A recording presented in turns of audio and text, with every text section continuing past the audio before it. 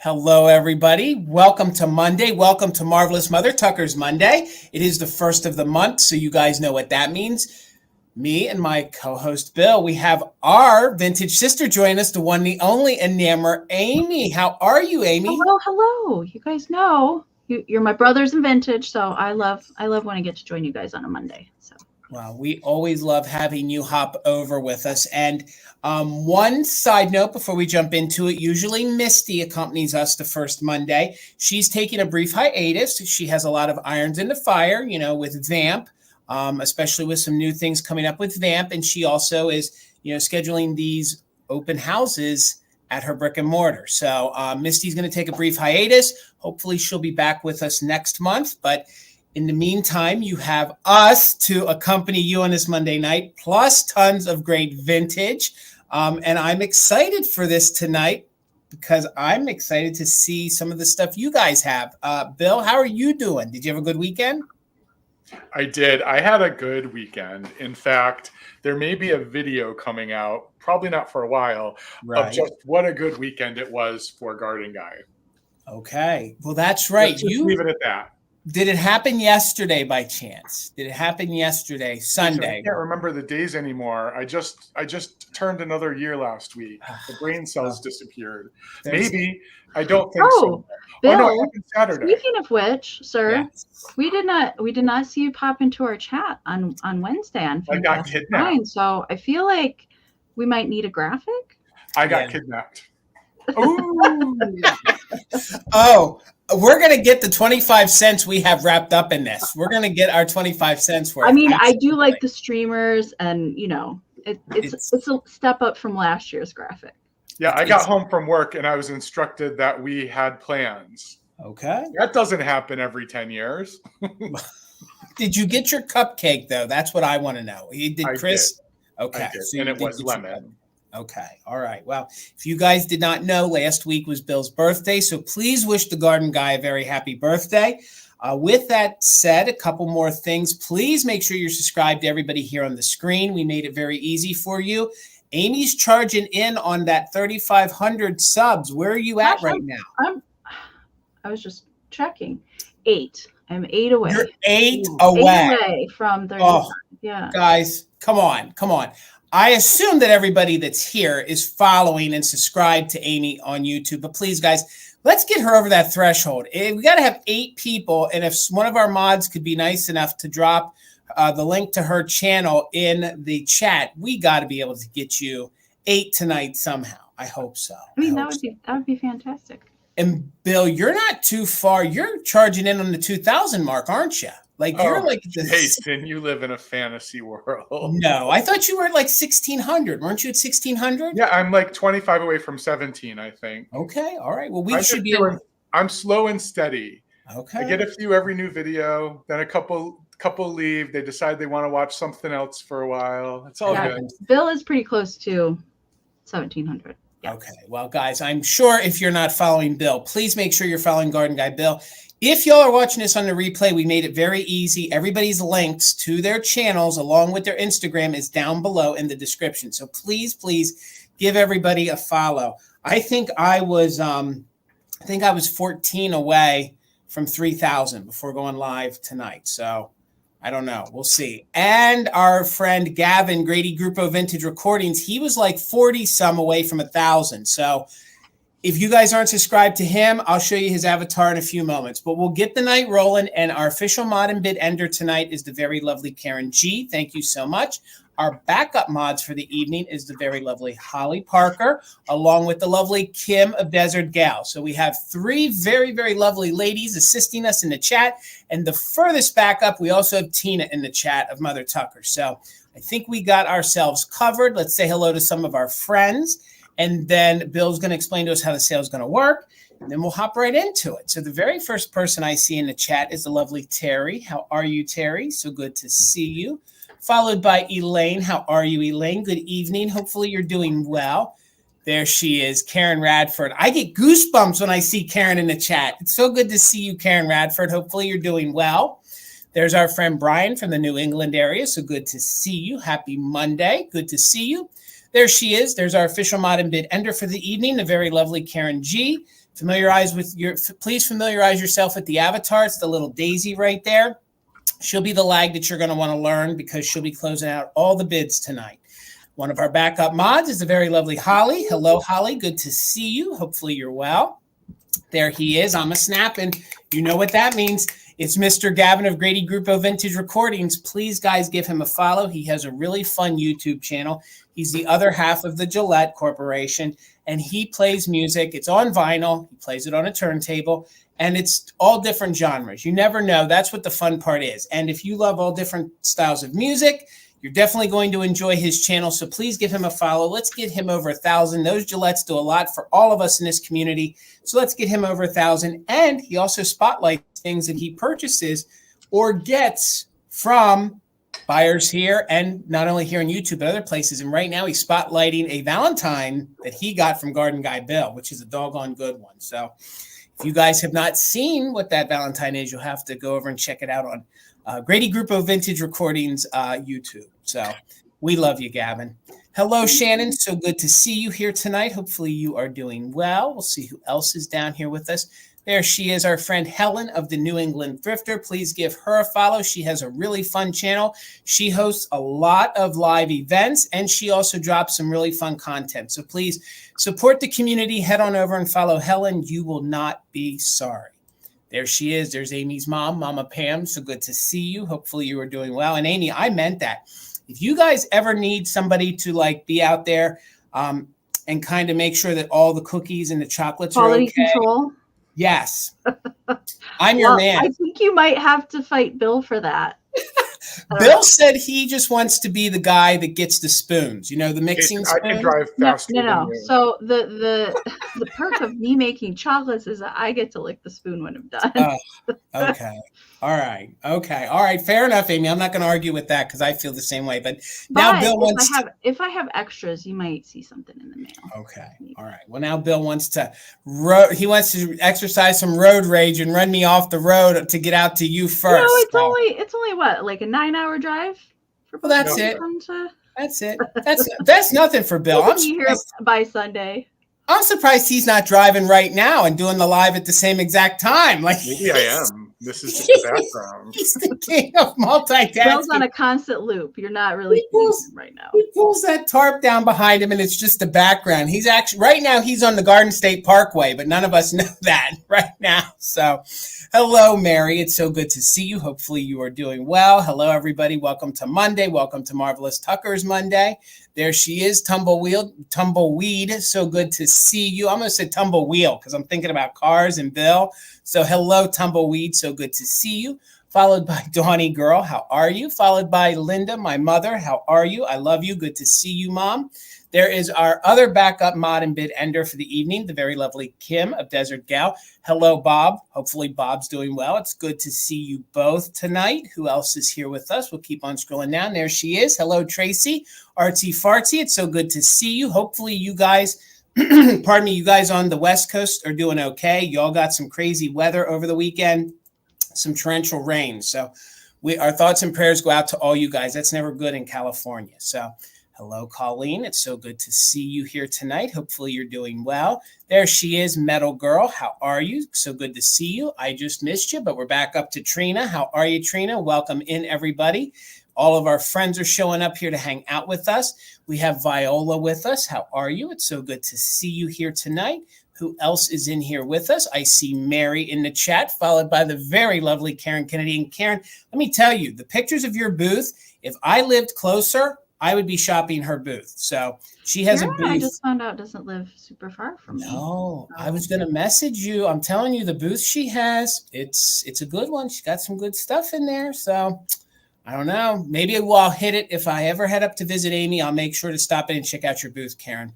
How are you, Chris, of My Broom Closet, all the way in from Colorado? We have Weirna here in the chat with us. Like I always say, officially spanning the globe once we get to some of the folks that are abroad. How are you? We have Wanda in the chat tonight, so good to see you. Speaking of the Garden State, the one, the only, Steel Whisper is here with us. How are you, Steel? Hopefully you're doing well. Hello, Nikki. So good to see you in here tonight. Hello, Perla. Please make sure you're following her. She has a really fun YouTube channel, so please give Perla a follow. We'd greatly appreciate it. We have the one, the only Dawn is here with us. How are you? So good to see you. We have Bus a Move, but I prefer to say Bust a Move, but we have Bus a Move with us here tonight. Hopefully you're doing well. Good to see you. See who else is here in the chat with us. Seeing a couple chats back and forth. There's Tina of Mother Tucker. She'll be the backup to the backup here tonight. Who else is in the chat here with us? Hello, Tammy. So good to see you. Followed by Gloria. How are you, Gloria? It's always a pleasure to see you. I can't not sing her praises when I see her name. Who else is in here with us tonight? I see you, Lisa. Hello. Welcome in. Happy 30th birthday, Garden Guy Bill. You're exactly right. I thought it was your 26th birthday, Bill. Thank you, Jason. I keep correcting people, but they forget it's 26. That's what you were told. I was told in the chat, That's a good Jason. age, Bill. It is a good age.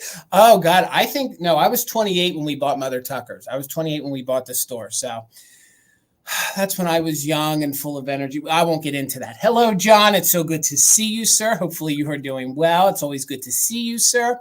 Who else is in here with us tonight? We'll keep scrolling. I'm sorry, guys. I'll pick up the tempo, I promise. Hello, Taylor. So good to see you. Followed by Debbie Gutierrez. She's in the chat with us. That rolled off the tongue pretty good. I think I'm getting good at that. See who else is here with us tonight. I see Found Treasures by Jean. How are you? I feel like I missed a couple people. I see Noelle in the chat. There's Judy up there in the chat. My chat kind of jumped. And again, guys, if I ever miss you, remember it's not intentional. I see Deborah. I see Sandy. Gosh, that jumped. I can't miss all of our friends. I see Judy Wilson. I see Sandy. If I'm duplicating, it's just because my chat really got wonky on me and I really don't want to miss anybody. And we're back down with the one, the only Glowy Girl. How are you? So like I always say, before I turn it over to Bill, if I missed you by chance, it is never, ever, ever intentional. It's because our chat moves differently than yours. I promise you I will get you twice, probably in the future, because I'm known to duplicate names. But before I turn it over to Bill, please, let's say hello to the very lovely Karen, Jason Vintage. It's so good to see you in here tonight. So with that said, I'm going to turn it over to Bill, and he's going to explain to us how the sale's going to work here tonight. Wait, Peppermint Patty, how are you? Okay, Bill, it's all yours. I promise. I promise. Are you sure? You're positive. Okay. Really? Mm-hmm. Okay. So, Karen, I just emailed you today. Check your email. All right, so everybody, we're here for some fun tonight. We're here to chat with you. We're here to learn about some old things, some vintage things, and we're here maybe to get some homes for some things that we have. So we have 13 rounds of items tonight, all offer up the bid style type items. And if you're interested in any of these items, you got to put your interest in the chat. So that's what I want to talk about first. As I say every week, you want to make sure you're in the best version of the chat possible. And what that means is that your device should say live chat, all messages, or just all messages at the top. If your device says top messages, you want to use whatever toggle switch you have to change over to all messages, because that means you'll be able to see everything and everyone will be able to see everything that you type into the chat. That's particularly important if you're chatting, you're sharing information, or you're bidding. Those things are really require that you be in all messages. Some of us experience a lag. Hi, Ariana. Some of us experience a lag. So one of the things that you can do to beat the lag, if it's happening to you, is you can actually close YouTube out, come back into the sale, make sure you're in all messages again, and then make sure that little line at the bottom, that little red line at the bottom, is all the way to the right. You can also try something that we found to be very successful. If you look for the gear icon on your screen, sometimes if you tap on my face, depending on what device you're on, that little icon will come up.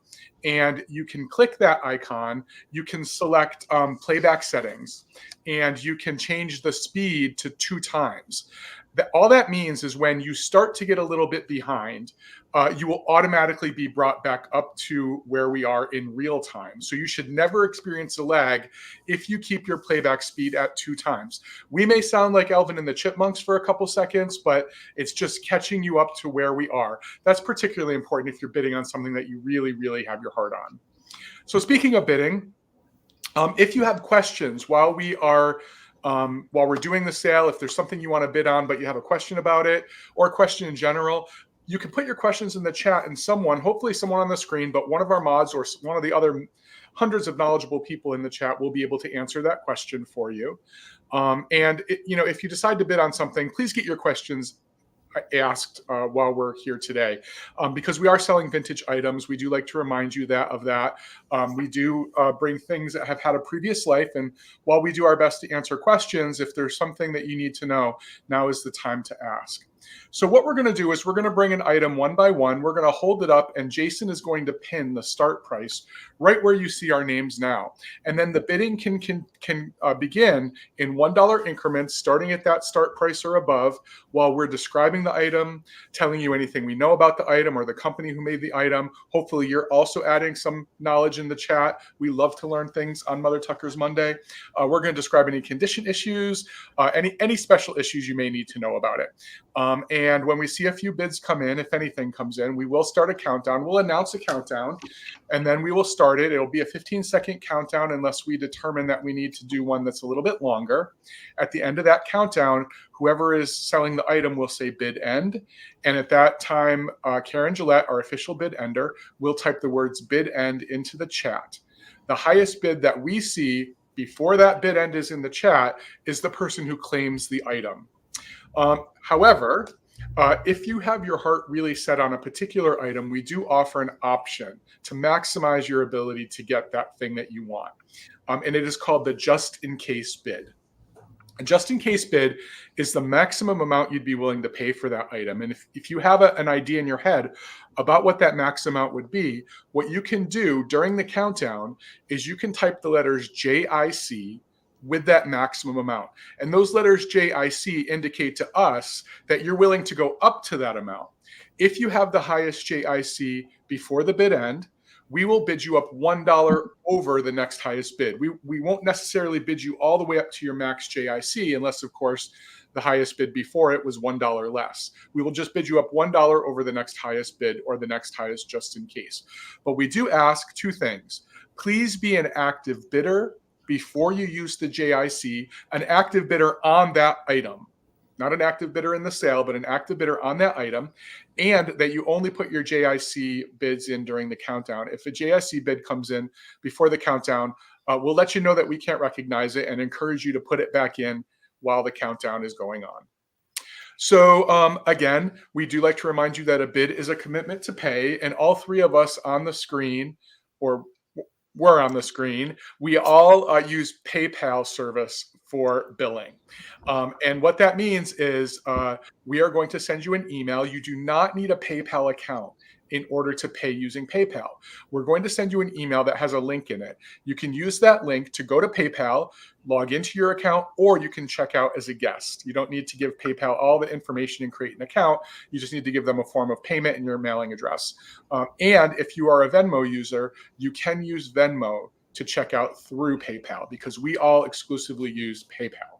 We also use a shipping service called Pirate Ship, which allows resellers like us to get pretty nice discounts on shipping through the United States Postal Service or through UPS. So just know that we're looking out for you with the shipping costs. So if you do claim an item tonight, we need 4 pieces of information from you in order to generate that PayPal invoice. We need to know your YouTube screen name and your real name because oftentimes they're not the same. We need your shipping address and we need your PayPal email address. And if you're someone new to us or you haven't bought from us before, you can actually pre-register and send all this information to us. In fact, you can send these 4 pieces of information to all 3 of us in the same email. You can just copy us all on that email and then we'll all have it for our records for the future. A bid is a commitment to pay, as I said before, and we do like payment within 24 to 48 hours unless the seller gives you another timeline. Sometimes we need to get things paid even more quickly because we have travel plans or a holiday is coming up or something like that. So you need to know a little bit about each of us in order for you to make good decisions about whether or not you want to buy things. But the first thing I want to say before we tell you about where we're shipping from is a little thing about shipping. A lot of you have heard this before, but we need to say it just because it's wintertime. All 3 of us ship from cold northern states. And even if you're in a warm area, the likelihood that your shipment has sat on a cold truck somewhere for a while is very likely.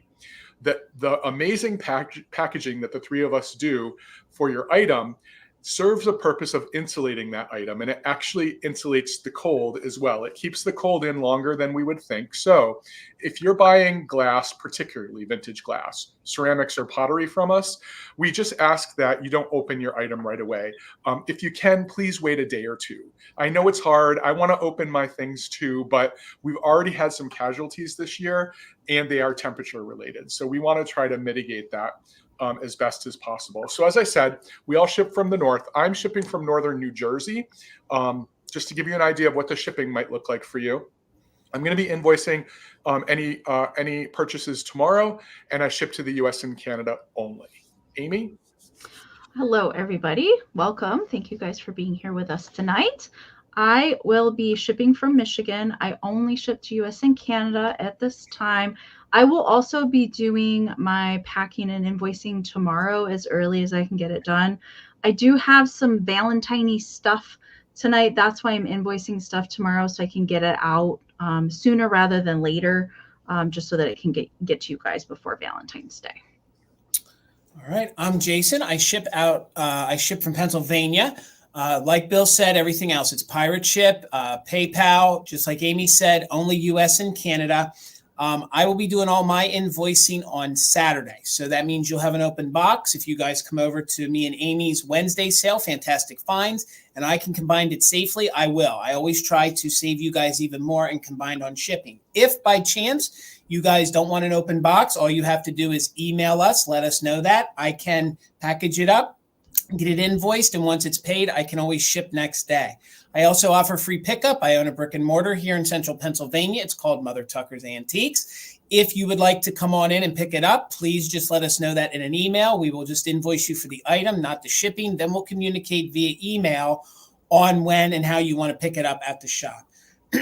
Pardon me. I think that's pretty much it. I think we're about ready to get started with tonight's sale. There were a few folks that popped in. We'd like to say hello to them really quick, and then we'll get things started. So hello, Sharon and Freddie Finds It. So good to see you. Hopefully you are well. There's the one, the only Patty Rose. How are you, Patty? Hello, Kathy. It's been a while. It's so good to see you, friend. Hopefully you are doing well. I think I saw a few more jump in. I want to try to say hello to everybody. I do want to take a moment and remind you guys that Karen Chasin Vintage now has a YouTube channel. Please make sure you are subscribed to her channel. Every little bit helps. We are a community over here, so I want to give Karen a shout out, and thanks for joining us tonight, and make sure you're following her. Hello, Stacy, Kawaii Kitschy Butterfly. Make sure you're following her over on Instagram. She would love it. She does random pop-ups and has some really epic kitsch, if you guys love the kitsch. And I think there was one or two more. Again, if I miss you, it's never intentional. The chat's been really moving tonight. Hello, Aunt Kiki. So good to see you here tonight. And I think I knew it. I saw Philomena. And there is our friend, the lovely Ariana. It's always heartwarming and a pleasure to see you join us in the chat. Please make sure you're following her, which I know you guys already are. But if by chance one of you are not, make sure you're following her and join her every single Tuesday night at 7:30 p.m. Eastern on her channel. She has some of the most unique vintage and curated items I think you will ever see in your life. So please make sure you give her a follow and go hang out with her tomorrow night. You will not be disappointed. And finally, Elizabeth, it's so good to see you, Elizabeth. Welcome. We'll start out with Bill, then we'll go Amy and myself, and we will repeat in that order. All right, Mr. Bill, how much? $10 for choice, Jason. And I, like Amy, I do have a few Valentine's-y things today, and I thought I was done for the year. But I was looking for my St. Patrick's Day things and found out I had a mislabeled bin that was Valentine's. So, and those things always drive Amy crazy when I say that. But I have a choice of some of the Kim Caselli Love Is glasses. I had one about a month ago, but I found some more, and I think they're super cute. And it just sort of goes to show just how varied this whole line of products and cartoons is. So I have a 1 pint drinking glass with the Love Is characters on it. This one says Love Is Togetherness on the first side. And this one says Love Is What Makes Life Worthwhile. Super, super sweet. If you're not familiar with this line of cartoons, they appeared in the Los Angeles Times in the mid-1970s. And this artist, who was an artist from She was either Australian or New Zealand. New Zealander. I can't remember. She was one of the two. Maybe Philomena knows actually. She was so in love with her husband that this is actually a character she drew on one of his Valentine's Day cards, and it kind of created this whole cartoon that she did, and it's been merchandised ever since. So super, super sweet stuff. The second is another pint glass. And this one is an unusual one because it has 3 images on it. Most of them have one on one side and one on the back. This one says, love is calling her just to say I miss you. This one is love is being far apart yet so close, the little thing. And this one is love is a warm and wonderful feeling. Super, super cute. And if anybody ever, almost all the Love Is pieces are themed around a couple, like a couple and their love affair. But if you ever find one that's actually environmental messages for children, she did a few of those. Don't pass on it. Get it, because I just found out today how highly collectible those are. It was the 70s. We were all into environmental messages back then. And then I have the half pint sour cream jar. I have one of the small half pint ones. This one is love is giving and forgiving. And this one says love is the greatest feeling you can feel. I just think they're super cute. And when you fill them with something that's colored either red or white, it's really easy to see the graphics in a display. These are actually, I was going to say, Bill, these are fun drinking glasses because they actually weighted the bottom because of what was in it at one time. And they're nice cocktail glasses. I know folks that buy these and use them specifically in their barware because of how nice it feels in the hand and how weighted it is. Yeah, they're like a very nice feeling glass. I agree. And the paint on these is still in really good condition. So I'm going to go ahead and count it down. If anyone is interested, now is the time to get your bids in. So we have 3 different choices. We have the 1 pint with the 3 images on it. We have the 1 pint with the 2 images on it. And then we have the half pint sour cream glass. So 15, 14, 13, 12, 11, 10, 9, 8, 7, 6, 5, 4, 3, 2, 1, bid end. Bill, that one with the one in the bubble, the one with the 3, the one all the way over. Yeah. That one is super rare. I know. I found it. I found one of them today. It was sold, I think, in 2018. Yeah. So one hasn't been sold on a platform in a long time. Like that one, I've never seen that one. And I've sold these sour creams for a long time. I mean, it's amazing just how many different, I mean, the cartoon ran for years, and then there was greeting cards and notepads and the whole thing. How many of them were actually made on the glasses? It's just pretty great. So thank you all for your bids. Karen, you have first choice at 12. The choices are the large with the 3 images, the large with the 2 images, or the small. Or all of them. That is always a choice as well. Thank you both for your bids. All right there, Miss Amy. All right, $12, Jason. All right. All right, so I have a pair of mechanical valentines. So you're going to get both of these together. And they're both Bluebird related. I do have a few Bluebird kind of things tonight. So I thought I would bring these as a pair. So this is the first one. It's this little dapper Bluebird in his top hat. And it says he's holding a little heart, or maybe it's a cherry. I'm not sure. It says be mine. And then the mechanical part is his little wingy. And you move it down, and then there's another little heart under there that says love. Super cute. This one is used on the back. And the next card also coordinates with it. It's from the same series. And the other one is this cutie pie little girl. And her mechanical is the little arm comes up with the Bluebird on it that has the little cherry in the mouth that says love on it. So very similar. They are from the same exact series. Both of these are made in the USA, but very cute together. You could definitely pop these into a flower frog together. I think they would look really, really cute. Or, you know, if you are doing kind of a Valentine display with more, you know, other everyday things mixed in it, that's kind of why I brought those tonight. Darling cute. No, Robin, it's not choice. They're coming together as a pair. I found them together. Actually, I think they were given to the same person, to Barbara. One was given from the teacher and one was given from Sharon Carolyn. So they're both addressed to the same person. So I'm keeping them together. They've lived their entire life. I think that these are probably from the late 40s, very early 50s, style-wise, how the illustrations are. So measurement for them, they're both 4 1/4 inches tall and both mechanical. The little wing moves down on the bluebird to expose the little heart. And then her arm goes up and down with the little tiny bluebird. It's super cute. So Robin, I see you're 12. Thank you so much.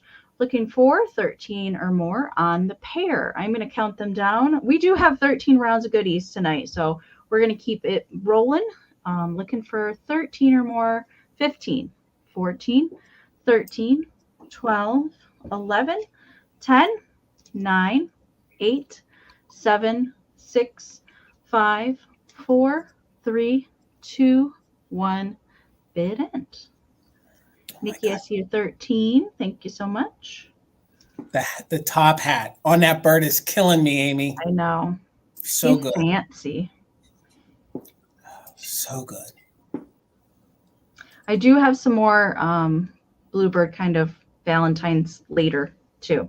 All right, there's the bid end from Karen. Thank you so much. All right, so Nikki put in a just in case of 15. Kimmery Ann came in with a 16, but Robin came in with a just in case of 21. So Robin's going to get the pair for 17. Thank you so much.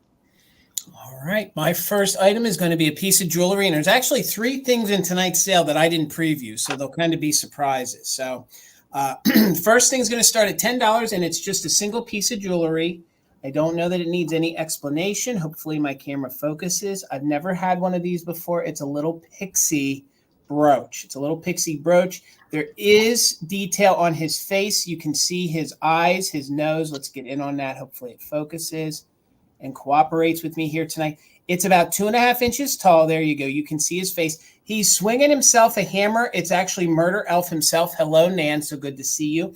It's Murder Elf in a brooch form, and it is made of metal. I couldn't find any other examples of this. It is not signed. There is no name on the back, but it is one of these like scatter style pins, you know, where they may have had a couple of them. So he's swinging a little axe right there. And again, if I can get it to focus, there is great detail on that face. You can see he's got a little bit of hair there in the middle of his head, 2 eyes. He's got a big nose on him there. And his little outfit is this butter yellow.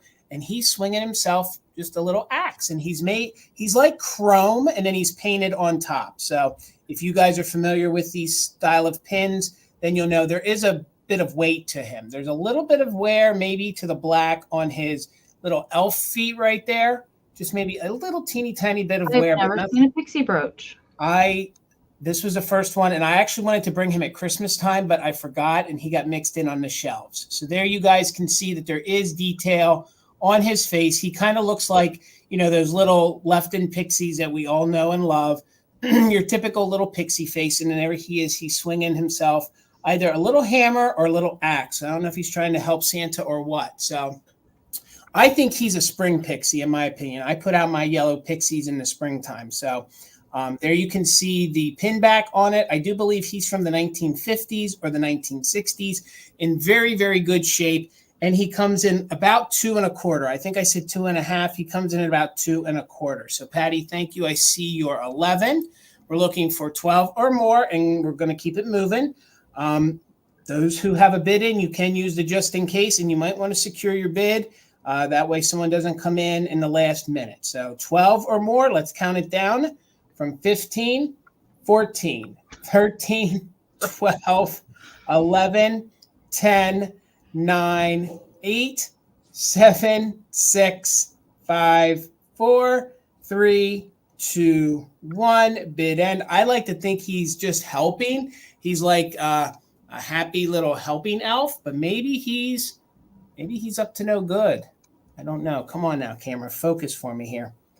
I should have taken some pictures of him because that face is really, really good. Thank you, Karen. I see your hatchet bid end. Patty had a just in case of 17, but Kennedy had a just in case of 18. So that shows how the just in case works. Karen, it's yours for $18. Thank you all for the bids. All right, Bill. $30, Jason, and I am highlighting a couple less known pottery companies tonight. And I went to a couple weeks ago. I went to a church rummage sale, and the ladies running it didn't know what they had, so I got it, and I said I need to find a home for it. This is an antique English biscuit jar with this beautiful handle on it. And the irony about finding this biscuit jar is in one of my recent videos, I stumbled upon one very similar to this and didn't know exactly what it was or what it was about. And I actually highlighted it in the video for a bit of time. And then 2 weeks later, literally found this at the rummage sale. And how gorgeous is this? So this is made by an English potter called Bridgewood & Son. They have been making pottery since the early 1800s. They closed in 1984, so almost 200 years of pottery. The mark on the bottom of this one with the anchor on it tells us a couple things. It tells us they stopped making bone china in the late 1800s, and they changed to fine earthenware. That's what they call it. So this is called fine earthenware. And that mark tells us this is in the 1910s, somewhere in the teens. This comes from. So clearly an antique, but look at the gorgeous florals on this. Only condition issue to report is crazing and some patina, because you can see that there is an applied metal, whether or not it's copper or brass. I don't know. I don't know my metals, but you can see that there's patina on it because it has been used and loved. Look how clean this is on the inside. Wow. It's amazing. I love how they fit the porcelain right around that metal rim, so it's so snug that it's not going to go anywhere. Yeah. To be clear, though, earthenware. They stopped making porcelain. Right. So it's so snug. I can't believe that it stays on. In fact, I think when I saw the one in the video that I filmed, I picked it up and said the same thing. I don't even know how they were. I mean, it's amazing. There are no cracks or chips around the edge. So it's got this beautiful floral on the front and then a couple details around the back as well. It's just one of the prettiest things. And if you did see that video, you remember how struck I was when I saw the one that I saw. And then I was really struck by the price tag too. But again, I got this at a rummage sale and the ladies didn't know what they had. So I want to find a home for it because I think it's gorgeous. Gorgeous. If this is the style that you decorate in, or if you just want a little garden in a room in your home, it's really great. So let me give you a size on it before I count it down. It's 7.5 inches tall and just about 7 inches at its widest. So it actually is a nice size. The British wouldn't call this a biscuit jar, though. They called these cracker jars. But when they were imported into the United States, they kind of got a rename. The handle's in great condition. I really only have good things to say about this thing. It's pretty spectacular. I love it. Yeah, I think I've said everything I needed to say. So these are from Stoke-on-Trent in England, one of the big pottery areas of England because it's on the river. So I'm going to go ahead and count it down. So if you are interested, now's the time to get your bid in. And if you are an active bidder, feel free to use it just in case if you really want to secure your opportunity. That's a really bright color for early 1900s too. Isn't it great? Yeah. Isn't it great? And that's, I think, the thing when you move from china to earthenware. This is a thicker pottery, so I think it just absorbs the tint just a little bit better.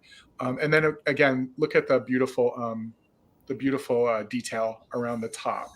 Let me just give you a close up. The anchor symbol tells you a lot about what this particular piece means in the middle. And there's a whole website you can learn about this stuff. All right, I promised a countdown. 15, 14. 13, 12, 11, 10, 9, 8, 7, 6, 5, 4, 3, 2, 1. Bid end. These make good Oreo cookie jars too. Bougie ones, I think.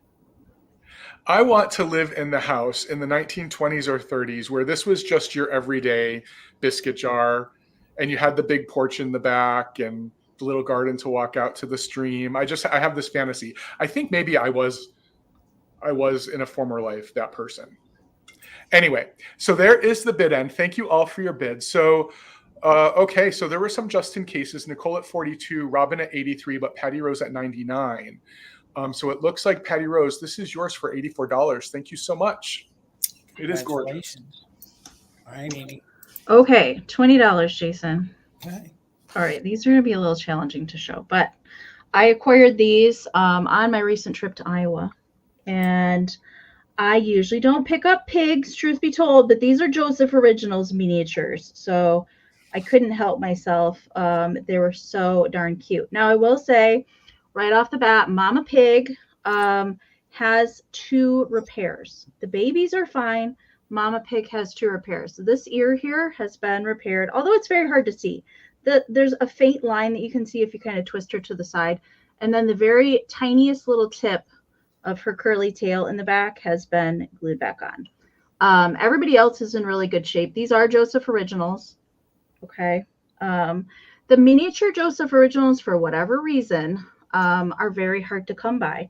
I've only found, the mice are pretty common, but they do make true miniature figurines, and they are very hard to find. And I just couldn't.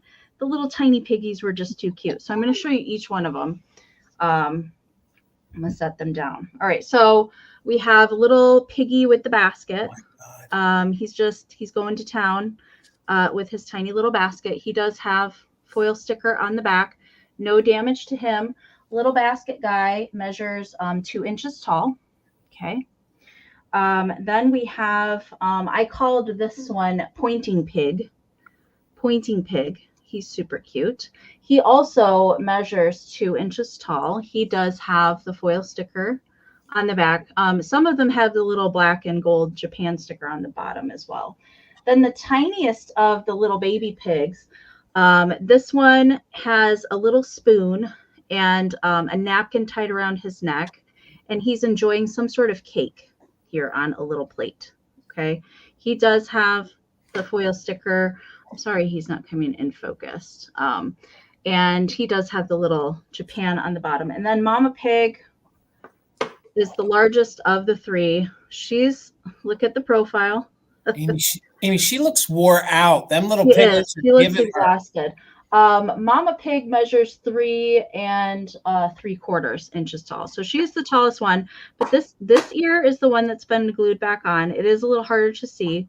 And then the teeniest tiny little tip of her tail has been glued back on. She does not have any Joseph stickers left on her, but all of the babies do.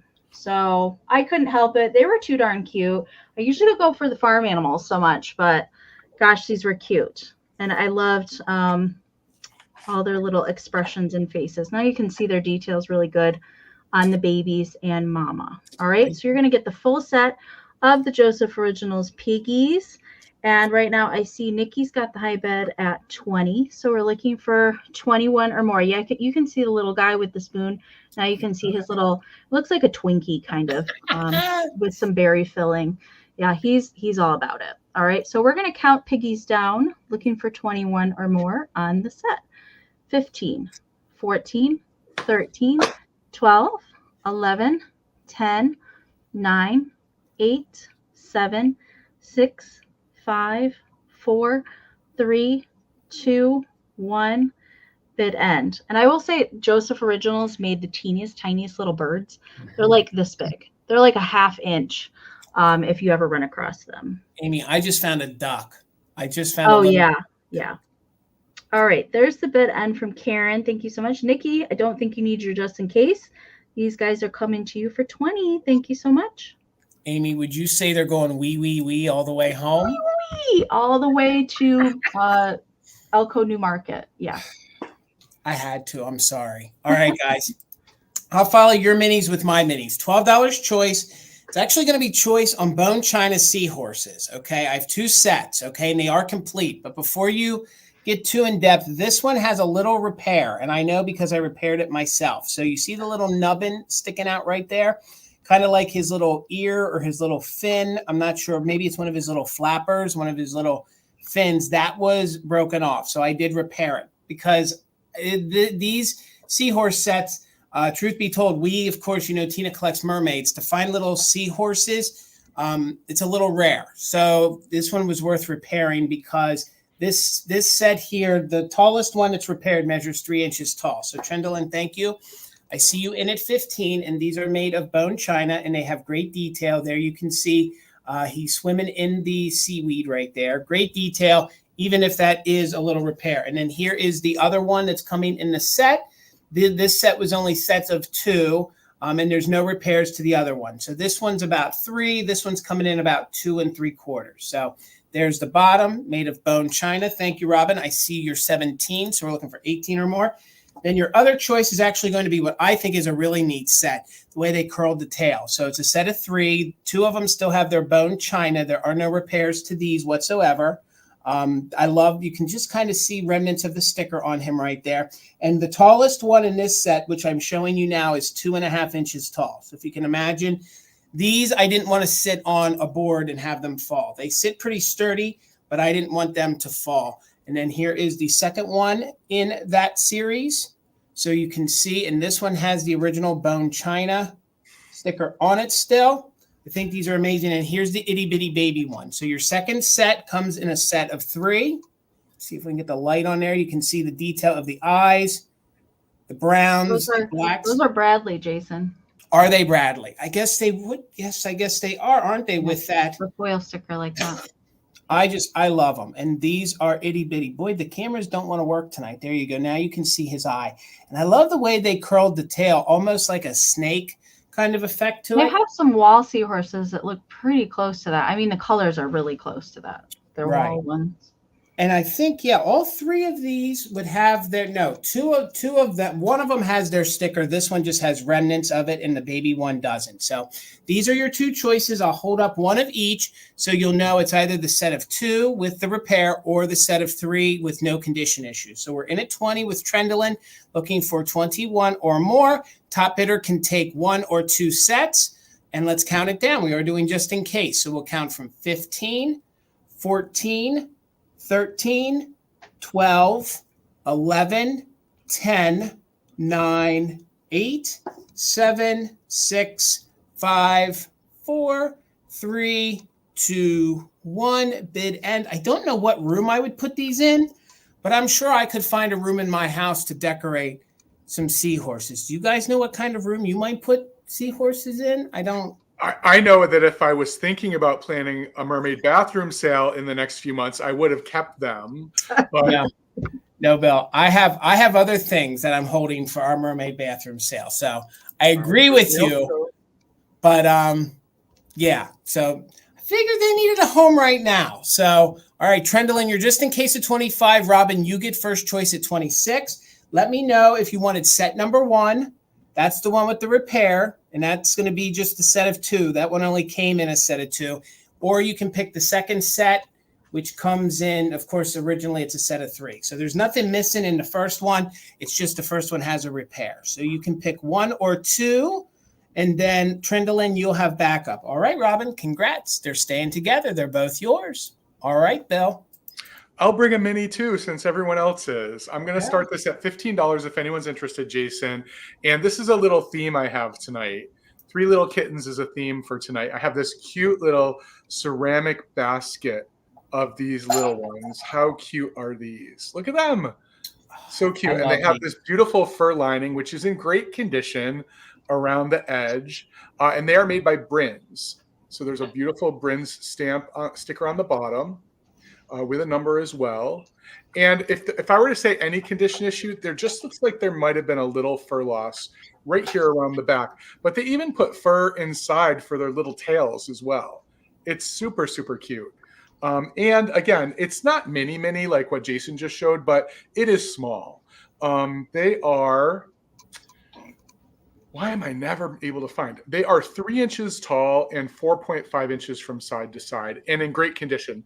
No chips or cracks, a little bit of crazing, a little bit of misplaced or displaced paint on the back of the middle kitten's head. But the ears are great. Look at these ears, no chips. I love this sculpt. Isn't it fun? It's so good. Yeah. And again, if you saw my preview, you saw me, I sort of posed it in front of another 3 Little Kitten item. So if you were someone who did 3 Little Kitten displays, this would be a cute little thing to put into your display. And this is how big it is next to my head. Yeah. Isn't it great? I love the yellow, especially heading into like Easter and things like that. And I did see online there were a couple of different color variations, both in the basket and in the cats. Mm-hmm. And actually somebody, they didn't know. They didn't say it was Brins, but I can tell you it's Brins because there is the stick. And that's an older Brins, isn't it, Amy? It Because is. like the Christmas Brins is red. Yeah. Yeah.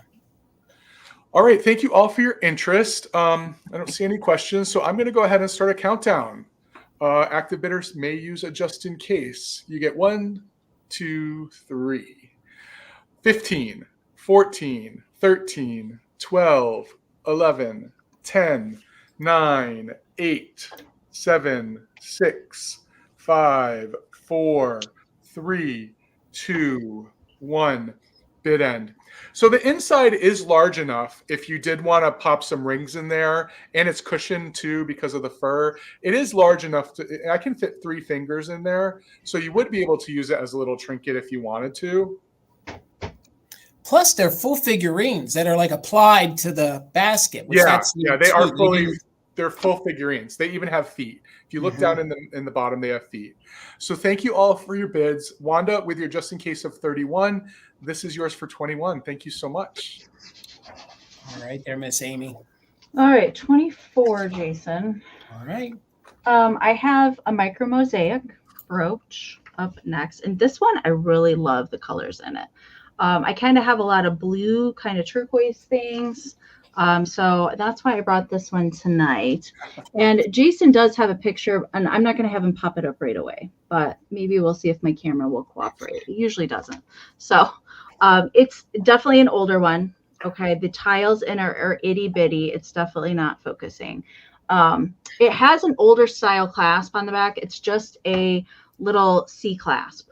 So it doesn't even have the safety clasp. It just kind of goes in and out. And the point of the pin extends past the clasp. I believe this one's early 50s date wise on it, but the blue that you're seeing, it's more of a turquoise color blue, and I love the black and white tiling that goes around the edge. And the colors of the flowers that are in here are red, orange, a little bit of light pink, yellow, and green leaves, and then the tiniest little yellow flowers with the blue centers and the little white ones in the center. Hopefully that's coming in clear. It looks pretty clear on my camera. It's looking good. And I'll turn it around. It is marked Italy right there in the center. And now you can see that clasp. See how it's just a very early, you just kind of push it in and down, and that's how you get the pin to extend. All right, but it does go past. So with these older brooches, there we go. Now you can kind of see more true to color. It's definitely more turquoise, teal color blue than the blue that it was kind of showing on camera. So hopefully you can see all the details in it. I love these micro mosaics. I think it's just fascinating how they cut all the little tiles to do that. I just wouldn't have the patience. So dimension. Measurement for this, it does measure 1 1/4 inches in diameter. So that's the size there. It's not 2 inches, so it's not super large, but thank you, Jason, for putting that up there. But I really like it. It's really, really, when you see it in person, you'll see really how small the tiles are in it. All right. Good condition. I didn't see any missing tiles or anything with it. And I do like these older style ones when I can find them. So I do tend to pick them up. Nikki Moss, I see you at 26. Thank you so much. We're looking for 27 or more. I am going to count it down. All right. So don't forget those just in cases if you are bidding. 15, 14, 13, 12, 11, 10, 9, 8, 7, 6, 5, 4, 3, 2, 1. Bid end. It's a nice sized one too, Amy. That's a little large. Yeah. It's larger. Beautiful. All right. Hello, Abby. I see you're 30. Thank you so much. Robin put in a just in case of 61 right before Karen's bid end. So Robin is going to take it for 31. Congratulations, Robin. Thank you so much. And thank you so much, Karen, for being our official mod and bid ender. Thank you to Holly. And thank you so much, Kim, Desert Gal. We couldn't do it without you guys. So $30. I'm going to head over here to Kitchville. I talked it over with Amy. I even think I talked to Bill a little bit. I don't know that anyone can exactly tell me much more about this pretty neat planter. I think the biggest debate was, is he Easter? Is he story time? Or is he Christmas? So I think he's pretty epic. He's made by Lefton. Okay. There is a little paint wear right there to his little button. So $30 if anyone's interested. There is a little bit of crazing down here at the bottom, but I kind of like that. I kind of think that gives a neat effect to the brick on the planter. I'll show you, he has his Lefton sticker on him still. But the only issue that I can say is some crazing, and there is that paint issue right here on the button. If anybody, whoever wins it, if you want us to touch it up, I have the means to touch it up, so we can touch it up before we send him. So other than that, has the little Lefton sticker still on the bottom. It has the number on the bottom, 155A. Again, very good condition. Maybe some crazing on the inside. His spaghetti here is reading true to color. It's actually like a butter yellow, which I think is really, really neat. He has this cute little cap on. Very good condition. Pardon me. The measurement. And I'll just say, I'll see Jason. Jason is right, because mine also has that butter yellow spaghetti on it, so it's not discolored.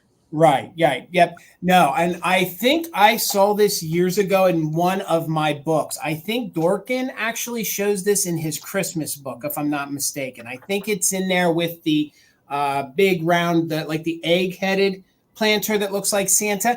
I think he's in there. So, but the only paint issue is the black on the button. Other than that, his red is in super good condition. I love the eyelashes. I love the fact that he's, of course, taking his big fall. It is just really cute. 6 inches tall. So it's 6 inches tall, and it's about 5.5 inches across. So you can see it's got some faux ivy here coming down, but there is your crazing. And again, I think if it's going to craze, that's a good place to have it. It makes it look very realistic.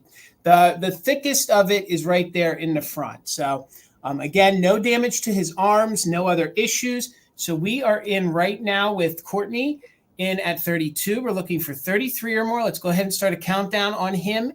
Anyone that's bidding can use just in case. So Lefton, he is your little Humpty Dumpty. He's going to have a great fall. So 15, 14, 13, 12, 11, 10, 9, 8, 7, 6, 5, 4, 3, 2, 1. Bid end, looking for 33 or more, or the bid end from Karen G.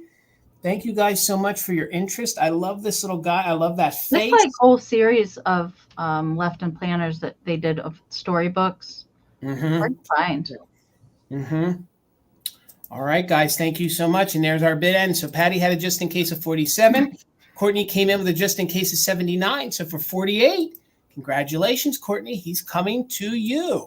All right, Bill. Patty Rose, I feel your pain. I also broke a very special trinket dish today. I was actually with Jason and Amy when I bought it. I'm sort of devastated. It's been beheaded. Amy recently sold one. Oh, yeah. no. Yeah. Oh, the birds. Yes, So. both of their heads. Both of Oh, their heads. So I'm going to stick with the storybook theme. Why not? And I have a choice at $10, Jason. And if you love your storybooks, if you love your crewels, if you're decorating a storybook sort of area or a children's room, I have these two amazing pieces that someone did in these amazing orange frames. The first one is Jack Be Nimble. So it is all embroidered. The only part that's not embroidered, which was printed onto the canvas, is the saying here. But the word Jack and all of this great imaging on here has been embroidered in a standard size frame. These are 12 by 9.5, but look at how good this is. I mean, the candle has detail in it. Jack's got movement. It's just really, really super, super cute. In addition to Jack Be Nimble, I also have Hi Diddle Diddle, the cat in the fiddle, the cat with this big like melon pink belly. I love it. The spoon in the what is it? The spoon in the dish. Fork in the spoon? Oh, the spoon in the dish. That's right. Yep. Yeah. And the cow and the moon, it's all there. I think these are super cute. And again, everything on it is embroidered or crewel work, except for the saying, which is printed right onto the canvas. And they're in great condition. The backs appear to be quite old. In fact, the only hanger on the back is cut into the cardboard. So obviously that is something you might want to address. And I guess the only condition issue I would say is that there are a few little areas on the paper mat. that look like they've lost their orange. But other than that, they're pretty great. These are so fun. They're like that fun 60s, 70s, and can fit that 80s look all at the through those generations. Yeah, I agree. I think they're pretty great. Super good. And someone was really skilled because, I mean, you can read these words, the high diddle diddle, really clearly. As someone who's just experimenting with this whole art, I could not achieve that right now. So cool. Is that a purple cow? That's a purple cow. Mm-hmm. Was the cow supposed to be purple? Or, I don't know. Just the cow. Bill, these are kitschalicious too. I know. I'm telling you. That's what I was thinking. If someone had, it doesn't have to be in a nursery. If someone had like a kitschy display, honestly, imagine that Humpty Dumpty planter right in between the two of them on a shelf with these leaning behind it. If you were someone who collected kitsch, or got or just wanted to have displays in the back of your bookshelf, I thought these would be really, really cute. Exactly, Karen. So cute behind ceramic figurines. I agree. I love not seeing the back of my bookcases. I like seeing things back there. Yep. Super good. One last look, and then we'll bring them back at the recap. So this is the high diddle diddle. And then this is the Jack Be Nimble. Oh, I see now. They do have those old punch outs. Okay. They're hanging. That one just got cut out. I love his hair. His hair. Look at his head of hair. And I think it's intended to look like he's jumping, like there's movement in his hair. All right, so I'll do a quick countdown. If anyone else is interested, now is the time to jump in. 15, 14, 13, 12, 11, 10, 9, 8, 7, 6, 5, 4, 3, 2, 1. Bid end. So good. And those colors. Yeah. Yeah. The orange is what got me. I think I remember seeing these across the store. I was like, I need to know what's in those orange things. And when I saw they were cruel, I was like, holy cow, how cool is that? They're good. All right. Oh, maybe we should turn to a 20, everybody. Yeah. Yeah. So there is the bid end. Before the bid end, Karen Lord had the high bid at 12. Karen, let me know if you would like Jack or diddle, high diddle diddle, or both. And then Karen, if you just wanted one, if there's one left over, you can let me know if you want to. All right. We'll just wait a second to see if you need. Do you want to do it through the chat, Bill? I can watch. Yep. All right, Amy. And now that we're about an hour into the sale, if you guys haven't refreshed or went into your chat settings and did the playback speed, make sure you're not lagging. Make sure you're in live chat all messages. Now would be a good time to refresh if you haven't since you got in here. Welcome, you guys that are just popping in. Good to see you guys tonight. All right, $40, Jason. All right. All right. I do have a piece of Lefton Bluebird tonight. My gosh, you guys know I'm a cat person, but I do love the Lefton Bluebirds. They're just so happy. And this is a little bit harder to find piece. This is referred to as the Child's Cup. The creamer looks pretty identical to this, except there's a cut opening in the beak for you to pour the liquid out of. But this is the Child's Cup, and this might be the nicest Lefton Bluebird piece I've ever held in my hand. There's no chips. There's no flea bites. There's not really any crazing that I can see. There might be maybe on the inside, but it's just immaculate shape. I don't throw that mint condition word out there very much, but this is probably the nicest one that I have ever come across. So it is made by Lefton. Great detail. I'll show you the bottom. It is marked GOZ Lefton. There's just a tiny remnant of the Lefton foil sticker left there on the bottom, but darn cute. I did wipe this out. There's a couple little spots that are down there at the very bottom. I have run everything around and I don't feel any kind of flea bites or anything, which is very unusual for me to find a piece like that. But my gosh, she's super cute. So right now I see Kathy's got the high bid at 45. I do want to give you some measurements on her. She does measure 3.5 by 4.5, 4.5 wide with the handle, and then 4 inches tall. She's got just a little raise up in the front of her little feathers, and super cute. I'm feeling springtime, you guys, so I had to break out the Bluebird. Now, there is a coordinating child's bowl that goes with this. I do have it. I will bring it to another sale. but I wanted to bring her tonight because I did have some kind of Valentine bluebird things that I thought she would look cute with. Okay. I see Kathy's got the high bid at 45. We're looking for 46 or more. And I'm going to do the countdown. If you're bidding, I do encourage you guys to use those just in cases because of the lag. Okay.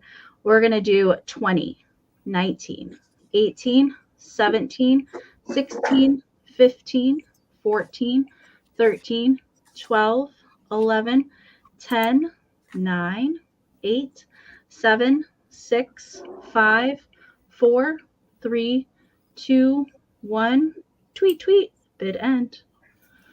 And once you guys see one of these bluebirds in person, you're going to want the whole series. You're going to so want darn cute. I just love all the detail that they packed into these. I love them. And this looks really good with the Miss Priss too. Mm-hmm. And the Norcrest bluebirds And pair well with it. All the kits. Just, if you are starting your kitsch collection, it's essential to have at least one bluebird. Mm-hmm. All right. There's the bid end from Karen. So Linda had a just in case of 50. Kathy had a just in case of 55. Glowy Girl came in there with a just in case of 62. So Glowy Girl's going to take it for 56. Congratulations, Carol. Thank you so much. And thank you guys for all hanging out with us on this Monday. Now's a good time to remind you, please make sure you are subscribed to both people here on my screen. ENAMOR Amie, her link is down below. Please follow her. Please follow Garden Guy Bill. His link is right down below. You will not be sorry, okay? And also, if you guys are new buyers to us, please make sure you email us all the information. Our emails are pinned at the top of the chat. They are in the description, and they will be then below us when we're not highlighting bids. So if you're new, please make sure you get us your information. It's been a while since I've had a fairy light, and I was very anxious to source this one and offer this one at just $40. This is a Fenton fairy lamp. This color by Fenton, and I don't even need the light in it. This is such a great, vibrant green. This color is called Springtime Green, okay? Fenton made this a couple times throughout the years. It seemed, at least in my knowledge of this color, they would make it, stop, and then make it again. So they made it first, I think, in the 1930s. It came back into the 1970s, and then they made it again in the late 90s around their 95th anniversary. This pattern and this fairy lamp, first of all, I think looks like a large egg, which would be great in your springtime decor. It is known as the pineapple heart design, okay? There are no chips, there are no cracks. You can sort of see the design of the heart and the pineapple. It has a very cut look to it, okay? There's no damage at all to it. It measures 7.5 inches tall by about 4 inches wide. So, and again, it's a gorgeous green. It's called Springtime Green, no chips, no cracks. It even has a basket weave look here on the bottom. So let me take the top off and show you guys in the center. You can see the Fenton stamp right there. You can sort of see on the underside, this does not glow. So this green did not have the uranium in it for a glow. So there you can see the great details. It has the basket weave. It has these cut effects. It almost looks like a strawberry. But again, it's known as the pineapple and heart. I've always known it as the pineapple design. And then you can see it has these great designs here on the side, kind of like arches. And it has a very cut look to it. There's no damage to the chimney. So there's absolutely no damage to that chimney at all. And again, it's a great color heading into spring. This would be a great color in your St. Patrick's Day decor. You can see the scallop top here on it. No chips at all. It's got like a sawtooth feel to it. Thank you, Nikki. They did make this in a lot of different colors. It was also very popular. There you can see it. If I hold it like this, so you can see the inside. When they would add iridescent to it. But this one, there is no iridescence to it. It's just a gorgeous, gorgeous green piece of glass. And it is called Springtime Green by Fenton. If you would have seen, there was like a checkered pattern. Thank you, Tammy. I see you're 41. I see Glowy Girl at 45. There was a diamond style optic color that they did in the 30s. And then, like I said, this seemed to have gone away and come back in the 70s. They kind of brought the color back. And then kind of in the anniversary years of the late 90s, they brought it back. And they would make it in some of the more famous sculpts of their vases and some of their bud vases. And sometimes if you can find the early pieces with the heavy opalescent on it and a hobnail, that's very collectible. But I also like it in the later 90s ones. So let's get in and show you those details again real quick. No chips, no cracks. This pattern is normally called Pineapple Heart. I've always known it as pineapple. I think it's great for your spring decor, your fairy light collection, and it measures 7.5 inches tall no chips, no cracks. Let's go ahead and count it down. We are doing just in case. Glowy has it right now at 45. So we're looking for 46 or more. 20, 19, 18, 17, 16, 15, 14, 13, 12, 11, 10, 9, 8, 7, 6, 5, 4, 3, 2, 1. Bid end. Looking for 46 or more on the late 90s Fenton fairy lamp. I don't think, I'll tell you, this speaks spring to me. The color is definitely a spring green color. Gosh, I love this. This is probably one of my favorite fairy lights I've ever offered. So let me hold on to it good and tight. Glowy Girl put in a just in case right before the bid end, but you didn't need it. So Glowy Girl, congratulations. It's coming to you for $45. All right, Bill. That was a great score right there. I also have a piece of glass, Jason. It's going to start at $25. Okay. And when I picked it out to bring today, I couldn't remember if I ever brought anything from this company before. I might have like a year ago, but I don't remember. I have a beautiful piece of Patton City glass. This is Patton City is in West Virginia. This is one of the early 20th century glass companies. They opened like in 1914 or 15 and only stayed open for 35 or 40 years. And they're one of the glass companies that was famous for the etchings that they do. Well, they actually don't do the etchings. Patton City actually made the glass, and then other companies bought the glass from them and then did the etching. And I actually found one that has the etching in the gold leaf. Oftentimes we see it in silver, but this is in gold. And it is this gorgeous piece of glass. They only did like 18 or 20 different colors. This is either the ruby or the mulberry. I can't tell based on what evidence we have online. But because it's clear glass with the applied color on top, you have these great areas of clear glass, like here on this amazing base, and then this beautiful beaded detail on the top. And the color is in great condition. The only condition issue I would point out is a little bit of color loss right there on the bottom surface. Other than that, look at how beautiful this is. So they did about 6 or 7 patterns, and this is one of the lesser manufactured patterns. It's called Gazebo, and I love it because it's this garden pattern. It's such a pretty dish. And if I didn't mention, it's a lidded dish. So there is a gorgeous lid that comes with it as well. Look at that finial. Oh, wow. How amazing is that? And it's all in good condition. No chips or cracks. The top of the finial is still there. Look at this piece of glass. Isn't it amazing? You never see this much of the the stained glass or the fired on glass that is on this. Like, look at this. You can't see any areas of color loss. No. And that gold detail is just in amazing condition. Yeah, this is great, Bill. Plus that finial has no damage. This is for this era of glass to be this free of issues is almost impossible. It was probably a single owner for all these years, right? It probably never left where it sat, what china cabinet it was in. Yeah. Really, really pretty. Yeah. So let me just tell you what the size is. And so this will date to the late 1920s, early 1930s, because this company had some problems when the wars occurred. But this is probably early 1930s or late 1920s, 10.5 inches tall.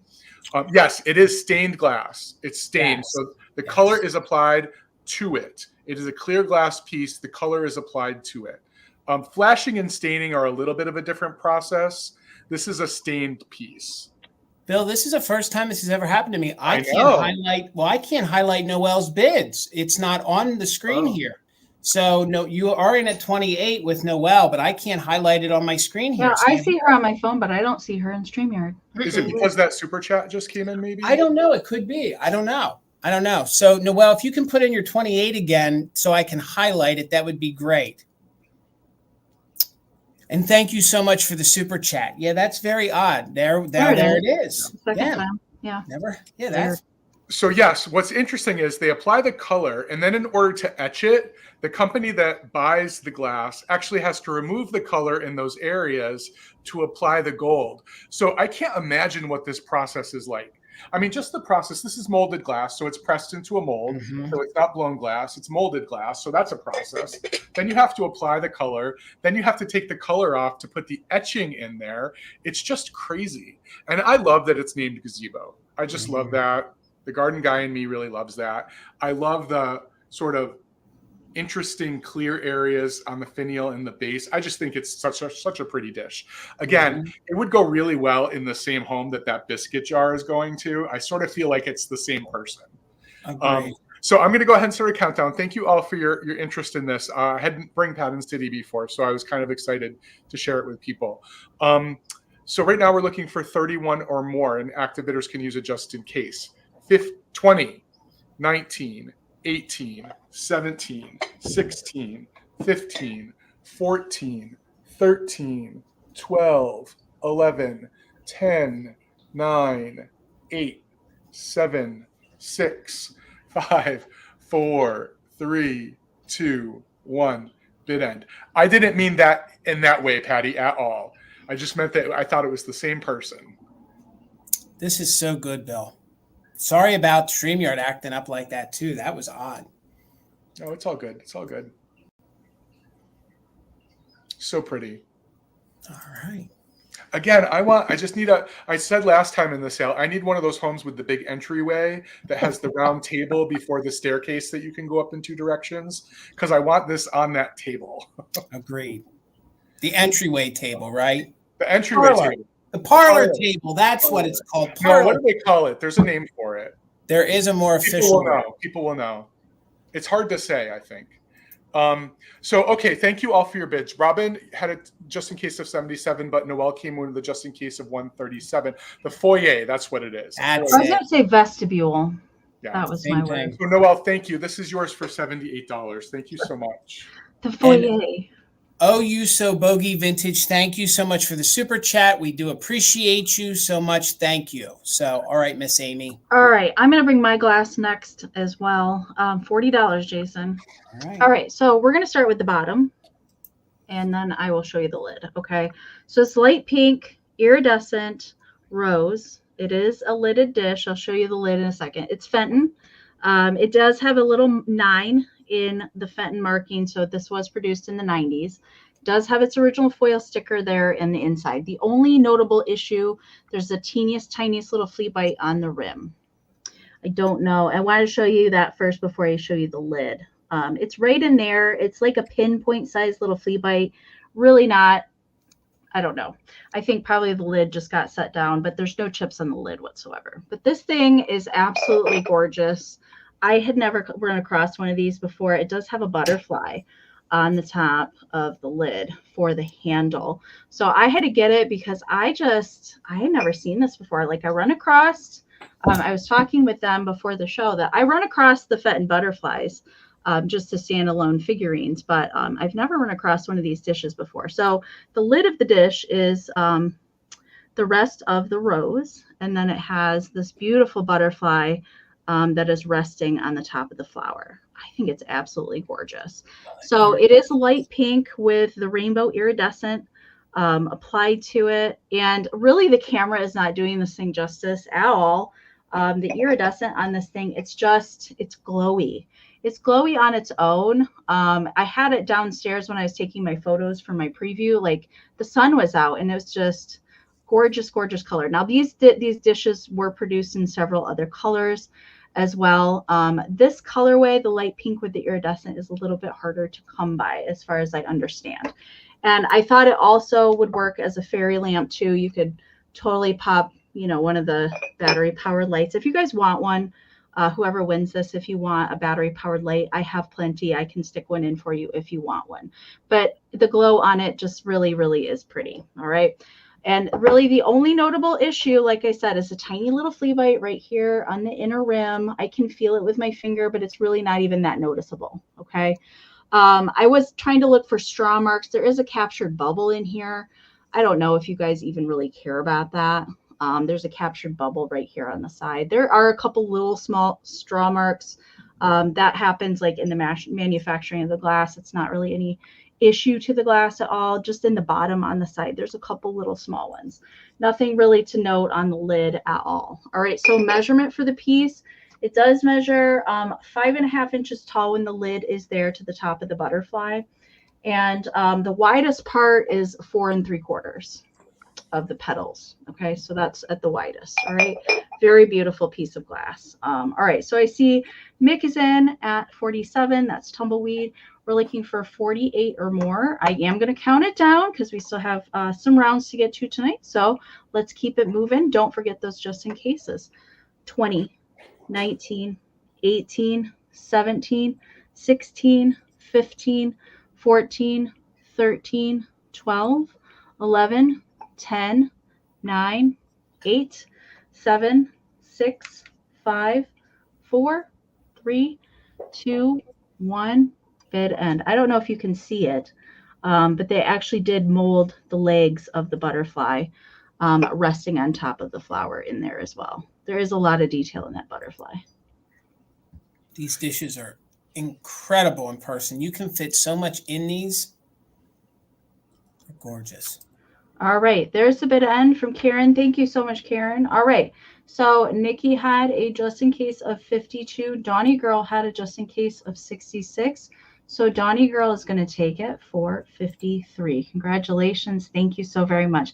Donnie, I'm not sure that you've bought from me before. I do recognize your name, but I don't think that you've ever won anything from me. So congratulations. Thank you so much. All right, guys. My next piece is going to start at just $65. And I say that because I've never been able to offer one of these before, even in my shop. So if you guys know Royal Hager, you guys know how popular and how mid-century their horse is. Now, this sat behind me for a very long time last year.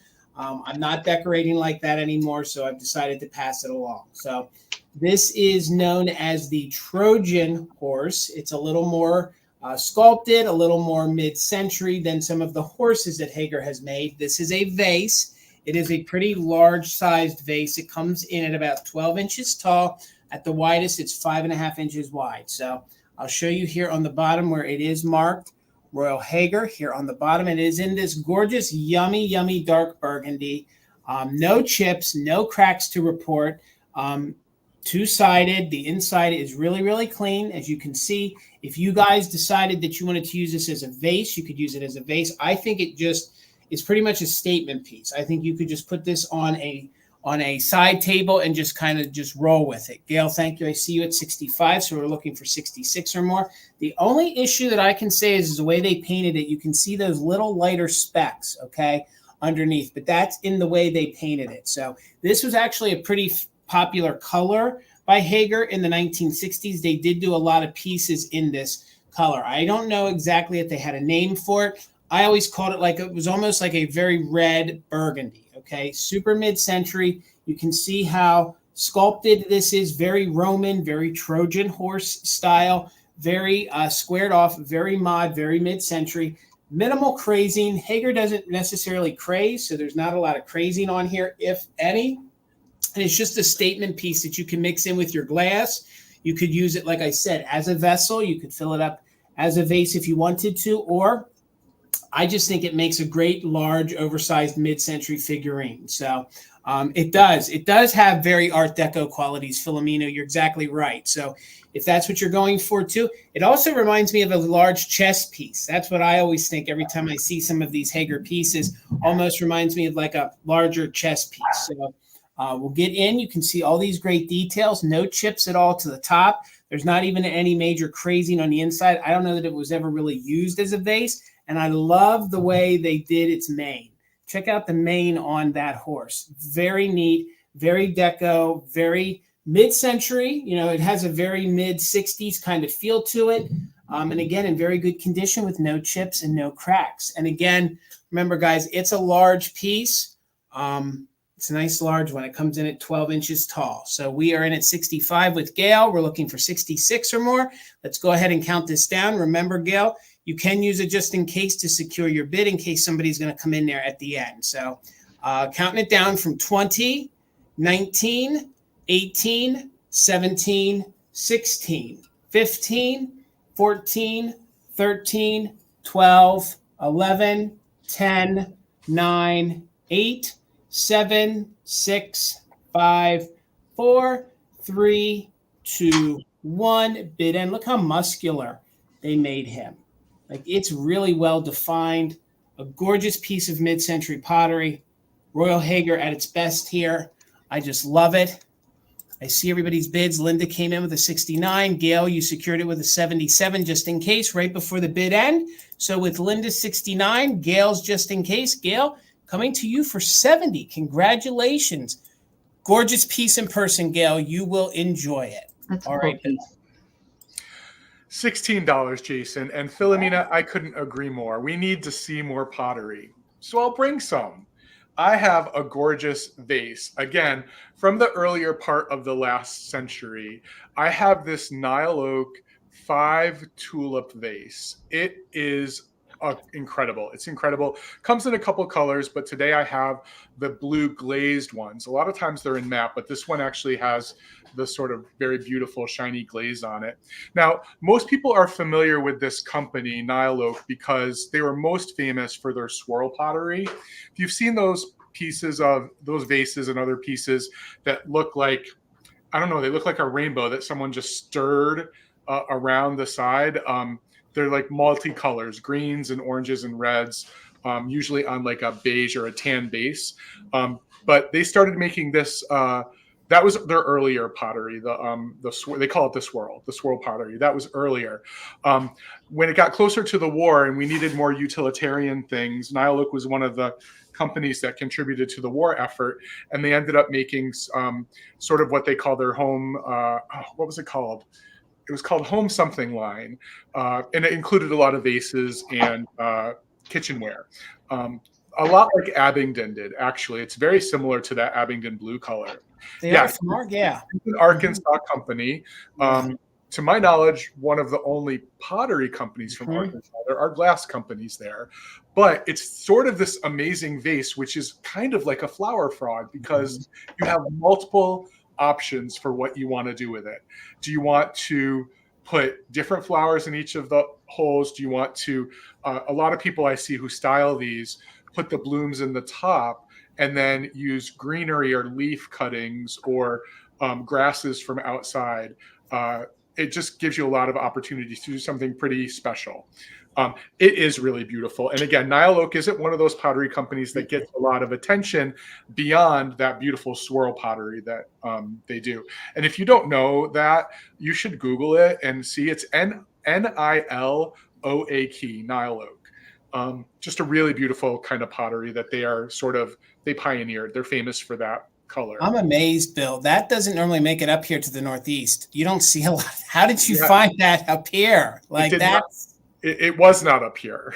Okay. This came back with me after a trip. Okay. Yeah. And I knew what it was when I saw it. I'd never had one, but I knew what it was, so I had to have it. I'd say I only see those at bigger antique shows. I don't ever see those in the store anywhere. Yeah, they're super good. And they share the same reservoir, so you don't need to water in multiple areas if you do use it as a vase. Would you say it kind of feels like a Van Briggle almost? Like a Van Briggle? So that's what I was saying before. If this were the matte finish, it would feel like a Van Briggle. That's what I But thought. some of them got glazed. Yes. Again, Nile Oak and Abingdon were the companies that started contracting with the home fixtures industry, making bathtubs and stuff like that and sinks. So they started glazing things because they needed to be glazed. They couldn't stay matte. But you can see the Nile Oak mark on the bottom. It is really light, but it is there. So it is there. No chips or cracks. I didn't mention that before. Oftentimes these little areas got chipped. I'm talking like I've actually owned one of these before. I've only ever seen them in antique stores. I've never. This never is the first one I've ever had. Yeah, it's really pretty. Really, really pretty. And again, if you're looking for something that can be in the center of something where it doesn't have a bad side, every side here is good. All right, I'm going to go ahead and start a countdown. Thank you so much, Aunt Kiki. I try. I'm going to start a countdown if anyone else is interested. Succulents in the side hole. Great idea. The whole thing would look great with succulents, I think. 15. I promise the countdown. 14, 13, 12, 11, 6, 5, 4, 3, 2, 1. Bid end.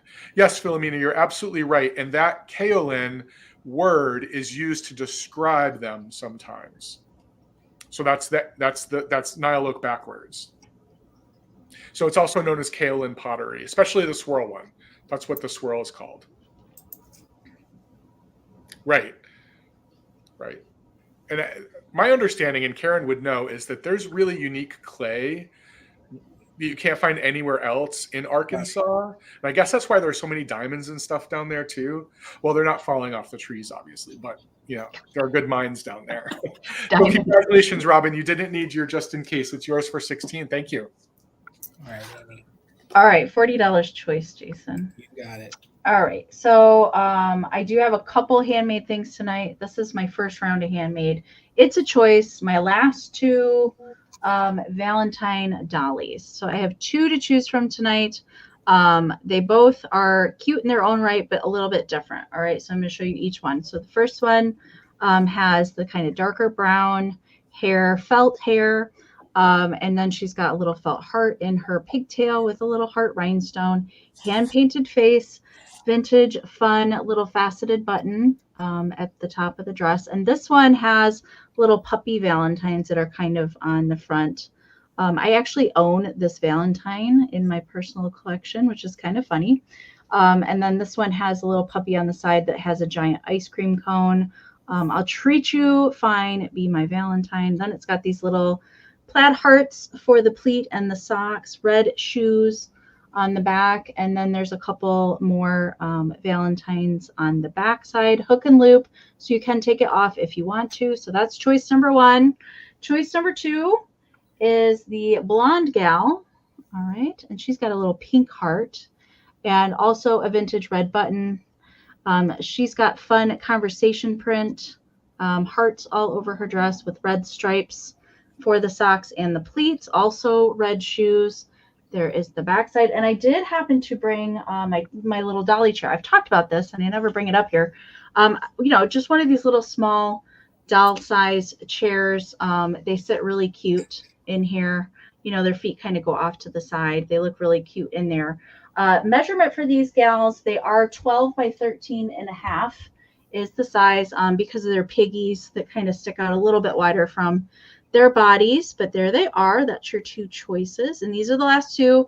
Moving on to Easter, you guys. All right, so I see Tammy has a 40 and Steele also has a 40, so we're looking for 41 or more on choice. We're going to count the gals down: 20, 19, 18, 17, 16, 15, 14, 13, 12, 11, 10, 9, 8, 7, 6, 5, 4, 3, 2, 1, bid end. And Queso has graced us with his presence as well. He's like, Mom doesn't want me over here, so I'm going to keep getting as close to the table as I can. Lounging it up, on the vintage table because he's bad. Mm-hmm. All right, Holly says she loves her dolly. Huh? Holly says she loves her dolly. Oh, thank you, Holly. All right, there's the bid end from Karen. Thank you so much. Steele, your 43 did come in after the bid end. So Paula had a 41, but Tammy had a just in case of 55. So for 42, Tammy, let me know if you want. We'll do brown hair, blonde hair. We'll just make it easy. Let me know which one that you want. And then Paula gets second choice. Yeah. Okay, Tammy wants the dark hair. So you want the puppy print one. You got it. So Paula, let me know if you want the 40 for the pink hearts, and I can just watch the chat. Thank you guys so much. All right, and I'll move myself over here, $38. It's been a long time since I've had a piece of Viking and Blue Neek, so I was anxious to find this piece. It's in very good condition. There's no chips, no cracks. There's no haziness to it. There's no sickness to it. So let me get my notes because I like to be official that describing it. So it's a Viking 6-petal epic Blue Neek handkerchief vase, okay? And of course it has 6 fingers on it because it is the 6-petal, as you can see here on the bottom. It wouldn't be me selling Viking if I didn't say it reminds me of a Jolly Rancher, kind of if there was a blueberry Jolly Rancher. So thank you so much. Oyo So Bogey Vintage, I see your 38. We're looking for 39 or more. The tallest finger here on the handkerchief is where I measured it from. So it comes in, okay, I got you, Karen, in at 39. Thank you. So it measures 8 inches tall at the highest little finger or hanky pull right there. So 8 inches tall, about 6 inches wide. So Kim Marianne's in at 40. I see Nikki in at 41. And again, I love blue Neek. I mean, Ellie Smith does blend well with this. There are some Fettons that blend well with it, like the Colonial Blue. But I think really if you're looking for a great blue to decorate with, Blue Neek by Viking. So again, 8 inches tall, and then it is about 6 inches wide. So let me get in here. You can actually see the petals are right here. So these are kind of the nubbins, and then they pulled everything. And of course, there are 6 fingers because it is the 6 petal. As you can see, all 6 petals right there. So no chips, no cracks. There's not even any scratches in it. So I don't think anybody's ever put anything in it. As I can always find a way to turn everything into a fairy lamp, these are great vessels to put a candle in and light them up if you're going to use it as a centerpiece. I actually have one of these style by Blanco on our kitchen table, and they look really nice. So you could put some silver ornaments in there at Christmas time or just let it as is. So we are in right now at 42. I see a 43 at Add to Cart. Thank you guys so much. I'm seeing a lot of new names tonight. So welcome everybody to the sale. Welcome. We hope you're enjoying yourselves with us tonight. It does, and Kiki, it looks like a blue raspberry. So we're at 43. We're looking for 44 or more. So let's go ahead and count this down.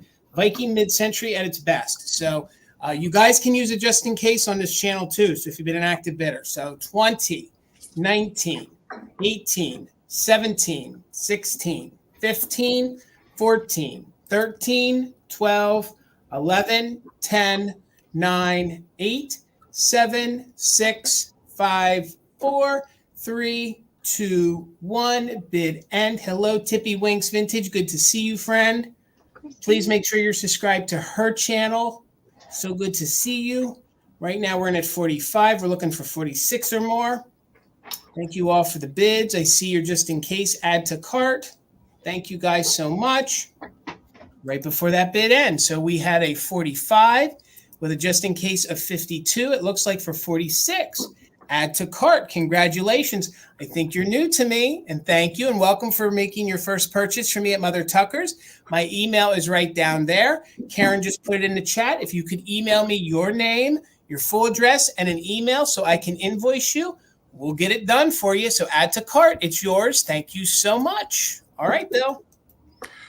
$15, Jason. All right. I have another beautiful piece of glass. This time I have this beautiful little trinket box. This is Bohemian glass. It is blue malachite, also known as slag glass. And this is from Czechoslovakia. So it's Czech glass. And it has this beautiful detail of the 2 doves of peace on the top. Each one of them is holding that little branch in their beaks. Gorgeous piece. As you can see, it's scalloped. And you really see the beautiful slag, sort of blueberry milkshake kind of look on the inside of this top. This also, the same piece that comes in green malachite or green slag. And with this particular design of the Czech pottery, with this Czech glass, with this shape, there are a couple different impressions you can find on the top. And this one are these 2 beautiful blue doves. So pretty. So it is 2 inches tall, and it is 5 inches from side to side, and there are no condition issues with it. It's just a gorgeous and a little bit of a weighty piece. Nice smooth bottom on it. So if you are a slag glass lover or a bird lover or a trinket box, look how good that is when you get the detail up on it. So good. And Bill, did you say do you have an era for this? Do you think you know? Well, it's Czechoslovakian glass. So it's while the Czech Republic was still part of Slovakia. So that means it's 90s or earlier. But there are so many companies in Czechoslovakia that make this. It's hard to date them when they're usually not marked. Western European glass is usually, slag glass is usually marked. So if it's like Germany or farther west, it's marked. But the Eastern European isn't typically marked. A lot of people took the stickers off the bottom. And then if this was a war era piece, it wouldn't have been marked at all. Gotcha. And Jason says this a lot, but I'll just say it to people who don't know. One of the more common terms that we use in the United States, even though this is European, because some glass companies make it here in the United States, is end of day glass, where they sort of just use whatever they had left over. And that's why you get those beautiful swirls in the glass, because it was whatever was left over at the end of the day. But it is sort of this blue, almost, it's not quite cobalt. I don't know, cornflower blue. I don't know what you would call this, but it is super, super pretty. But it's referred to as blue malachite, even though malachite is not glass and it's a mineral. The slag glass in Europe just got that term malachite because it's one of the minerals that is used inside. But really, really pretty, very soft, very feminine. Great if you have a little collection of birds as well. And that's how big it is. It looks like a cute little pin dish. That's what I would describe it as. It would make a nice trinket, nice little pin dish. Jason, I'm proud that you didn't go in the direction of nacho cheese. Sometimes I try to keep it above the line, Bill. I try to keep it classy. What's wrong? Nacho cheese isn't classy? No, I'm just saying when it comes to the vintage, I try to watch what I put my nacho cheese in. Well, cheese cubes would probably fit better in that. Yeah. With some little frilly toothpicks. Or a little mini sundae, anyway. So I think this is just super pretty. I'm so glad to have found it. And I'm going to start that countdown if anyone else is interested. So Heather has the high bid right now at 18. 20, 19, 18, 17, 16, 15, 14, 13, 12, 11, 10, 9, 8, 7, 6, 5, 4, 3, 2, 1. Bid end. Thank you, Kim, for that reminder about the glass, the ceramics, and the pottery. Let them warm up, please, before you take the bubble wrap, particularly before you take the bubble wrap off them. Because the bubble wrap's just like a coat on this glass. It's keeping it at a certain temperature.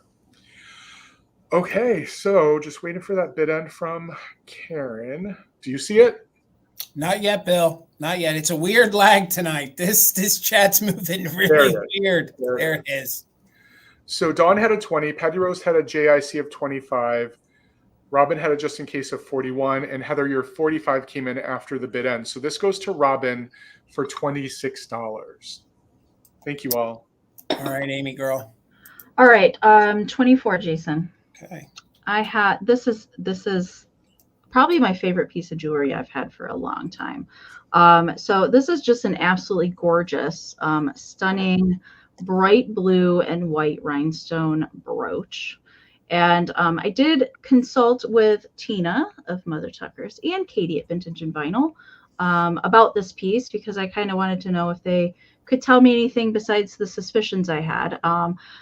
We all concur that we believe it's probably very late 40s into the early 50s as far, and it is the clearest, gorgeous sparkler of a brooch. It does measure 1.5 inches in diameter. Jason does have a picture of this in case it's not coming in as clear as I would like it to be. So you can really see the rhinestones on it. It looks like it's pretty good right now. But Jason, maybe if you would want to pop it up there. So all the stones are prong set. There's no darkened stones or discolorations, missing prongs, anything like that. Really, really lovely. All right. Thank you, Jason, for putting that up there. I'm glad that I sent that in, although it is showing pretty good on camera right now. Now I'm going to show you the profile for it. The center stone is raised up above. So it's a nice domed piece, but you can see all of the prong work, especially on that big center one there on the back. It does have the Y setting on the back side. I'm going to take the clip off here. It does have the Y back setting on the back, really nice puddling on the back. It does have a safety clasp there on the end. All right. Really nice condition. I do have the same exact brooch in green that will be coming to a later sale. It's both of them were just gorgeous. These came from a very high-end estate sale. She had very nice quality taste. She had a whole huge collection of silk scarves, lots of jewelry, very high-end ceramics and pottery in her home, really nice decor. So she had pretty good taste in jewelry. So Katie had mentioned that perhaps these had matching earrings that were gone that might have had a mark. There's no mark manufacturer stamped anywhere on this piece. But that's why she said sometimes the earrings would have the stamping and not necessarily the brooch. So I'm not really sure. That's about as information as we could gather on this piece, but I think it's absolutely stunning. It's just gorgeous. Love the color. All right. So I see Pam is in at 30. Thank you so much. So we're looking for 31 or more. I am going to count it down. Again, it measures 1.5 inches in diameter. I think it would look really, really pretty on something black for sure. All right. We're going to count it down. 20, 19, 18, 17, 16, 15, 14, 13, 12, 11, 10, 9, 8, 7, 6, 5, 4, 3, 2, 1. Bid end. Thank you, Tina and Katie, for your jewelry expertise. I could see somebody wearing this on like a white blouse for the 4th of July. White or black, you know what I mean? Would really make it pop for sure. Stately piece. Stately. All right. There's the bid end from Karen. Thank you so much. All right, Pam, I don't think you needed your just in case. So this beauty is coming to you for $30. Thank you so much. Congratulations. All right, thank you. And guys, before I show you the price on this, there are 2 condition issues that I want to talk about. So I do have a rubber face made by Knickerbocker. I'll explain to you who and what he is. He has a little discoloration right here on his belly. All right there. He was not stored properly. If you saw my video, I had to clean his face, okay? He was really, really dirty. Somebody neglected him. He has 1 or 2 little moth holes right there on his collar, and then he has maybe 1. That's the worst one right there, okay? But his color is in very good condition. Apparently, he and this gang of Knickerbockers are a little harder to find. So he's just going to start at $40. So what I talked him down to talk him up. So I have his original tag. He was a promo from Kellogg's, or Kellogg, should I say. In my research on this, Kellogg sponsored the cartoon. So the cartoon came out in 1949. It was a Western cartoon. It was called Quick Draw McGraw. I think we all remember the horse. He was the Western guy. This guy, his name was Blabber Mouse. So not Blabber Mouth, but he was Blabber Mouse, okay? His hat is a little smushed, maybe a little dark, but he's super cute. And he, from what I gathered, he was the blabber, or did a lot of talking, and was not a huge character that was seen often, but he was in it nonetheless. So he is made by Knickerbocker, and he does have his original little tag right here. So it says Quick Draw McGraw. Come on, buddy, let's get your tag out of the way here. So Quick Draw McGraw right there. And then on the flip side, it does say that it is made by Knickerbocker. And he doesn't really have any smells or odors. He does stand on his own. He is a cute stinking mouse. So even if you guys aren't into like Hanna-Barbera and those style of cartoons, he in and of himself is just a cute cartoon. And I have not seen this one out and about. Never seen him. This one was not one that was as mass produced as some of the other ones in the cartoon. And the fact that it still has its original tag, I find amazing. So the other ones online were missing collars, were missing the little bow tie. The other ones online, there was no paint to the face, and they were asking well over the $40, more so than I am. So he does have his little original tag. It does say it is from 1959, and it is manufactured by the Knickerbocker Company. So he's a cute little rubber face. You can see that his paint is in very, very good condition with minimal wear. And like I said, he does stand on his own, and he measures 14.5 inches tall. So he's a gorgeous purple little mouse. We'll spin him around here so you guys can see. There's no major stains. There's no major issues. I do recall in one of Bill's videos, he saw one of these in a case up in Allentown. I had seen it too. And the one that was in Allentown had its tag as well, but it had a lot of staining to its face. I think I knew that it wasn't as clean as mine.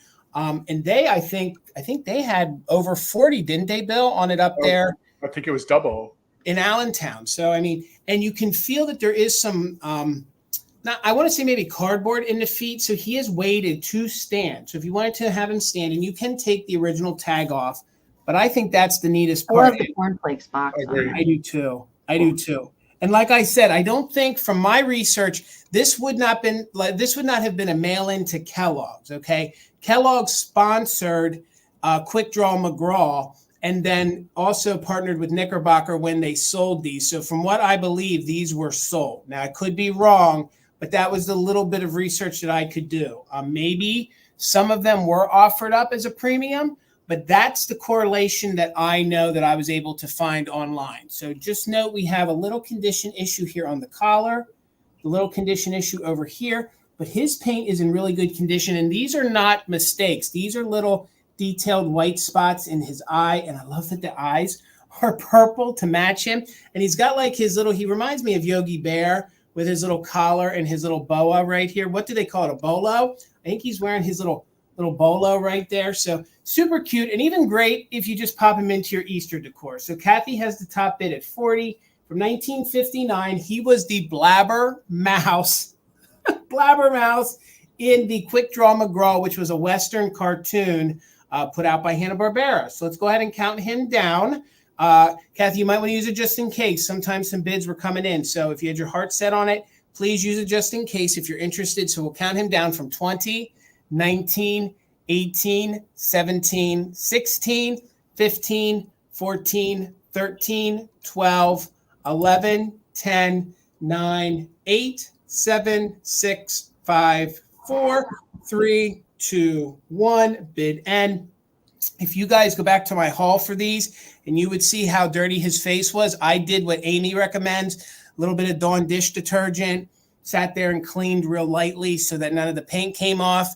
And then his fabric was in very good condition. So it says you can wash them, but I wouldn't wash a doll from 59. But apparently he was safe to wash back then. So thank you for the bids. Robin's 41. Then we have Kathy with a just in case of 55. So Kathy, congrats. Blabber Mouse is yours for $42. All right, Bill. $22, Jason, and sort of in the same line, kind of toyish. I have this little lady who's looking for a home. She is one of the Nancy Ann dolls. And at one point, I thought I was going to try to hunt down all of the holiday themed Nancy Ann dolls, and I only ever found her in a St. Patrick. I couldn't even find a Christmas one. I don't know. I know probably Amy and Jason know a lot more about these dolls than I do. I don't know a lot, but I think they're super cute. And I remember when I found her, I actually looked and asked myself, is that really a Valentine's doll? Because I was wondering if someone just applied that. It's Queen of Hearts. Yeah, it's the Queen of Hearts. She's stitched through, so that the felt is stitched through, and she's in amazing condition. There is not a single stain anywhere on her. I mean, someone could retie her bow. I tried 5 times. I'm not a bow retire, so someone else could do it. Her hair is amazing. Her curls are all there. Her petticoat, she has a linen petticoat, which is in great condition. She also has linen undergarments, they're also in great. She's just someone just really loved her and cared for her. I know a lot of times people find these in their boxes, right? The boxes are square. I did not find her in a box, but I think she's super good. Even the paint on her shoes, and I have a little thing for the ladies' shoes. I love them. Is in good condition. She's fantastic. I mean, I was actually displaying her in a planter, and she looks amazing in a little planter with her. She's the hard plastic though, right, Bill? She's not the composite disc. No, she's the hard plastic one. She's the one where her eyes close, She's but not in a creepy way. What? Betty Bye. Yeah, she's not. It's not a creepy close. It's a good one. She's just really sweet. She's posable. I think a lot of you know that. And she's not all that big. She's just a little lady. She is 6 inches tall. And again, I collect so many things. I had to just decide one thing I wasn't going to collect, and since it was so hard for me to find these, I do have the St. Patrick's one still. Her lace is really in good condition. There's no staining, no problems at all. She might need a little wrinkle releaser, but other than that, she's in great condition. Somebody took really good care of her. Yeah, she's fun, right? She's really fun. All right, so I'm going to count her down. Thanks. I didn't know so many people would be interested. I'm excited to find a home for her because I can't do her justice in my house right now. So 20, 19, 18, 17, 16, 15, 14, 13, 12, 11, 10, 9, 8, 7, 6, 5, 4, 3, 2, 1. bid end. Bill, would you say she's wearing flats? She's wearing flats, isn't She is wearing flats. And let me clarify what I said about shoes. I don't have a thing for shoes in that way. I have a thing that I want the dolls not to be barefoot. I feel like they deserve shoes. That's what I meant by that. Hey, no judgment zone, Bill. There's no judging here. I knew what you were thinking.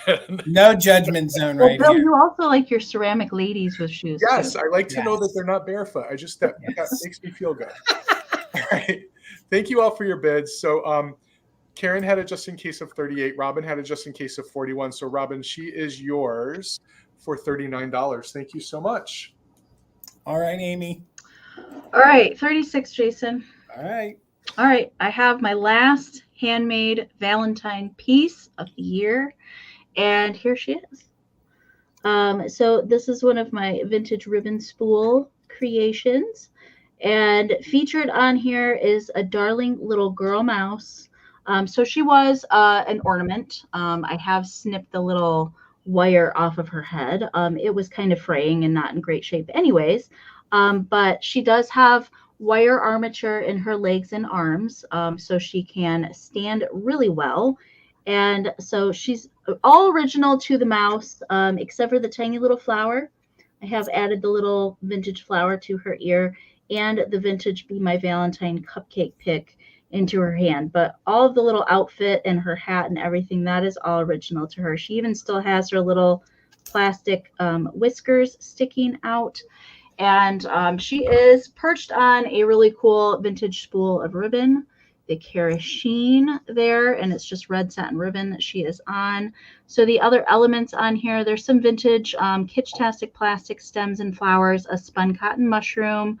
Actually, Bill, I think that was one of the mushrooms that you gifted me the last time I saw you. And Amy, I got those from that booth from the store that you commented on. I did. Booth. Okay. I got them there. That booth looks fantastic. Amazing. So I would love to visit that booth. All right. A little wooden ladybug. We've got a white sparkly heart, a vintage beaded and flocked heart, vintage millinery, something from a vintage corsage, some little sparkly stems there in the back. And I'll turn around there. She still has her little Made in Japan sticker on the back and signed by me on the back side. So it's my last little Valentine creation because we're moving on to Easter. Maybe some St. Patrick's. I don't know. I have to get out my St. Patty's Day bids and see what I have to work with. St. Patrick's Day stuff is not easy to find. No. But I do have Easter I just took stuff my I St. can Patrick's Kitsch can out of the box today. She's adorable. That can that John had on Friday was really good. Yeah. I was tempted by that can. But somebody else got it. So, Karen, I see you're 36. Thank you so much. And Holly's going to be our bid under for this round. Thank you so much, Karen. All right, we're going to count this down, looking for 37 or more. Oh, measurement, it does measure 6 inches tall, 4 inches wide. Okay. 20, 19, 18, 17, 16, 15, 14, 13, 12, 11, 10, 9, 8, 7, 6, 5, 4, 3, 2, 1, bid end. So cute.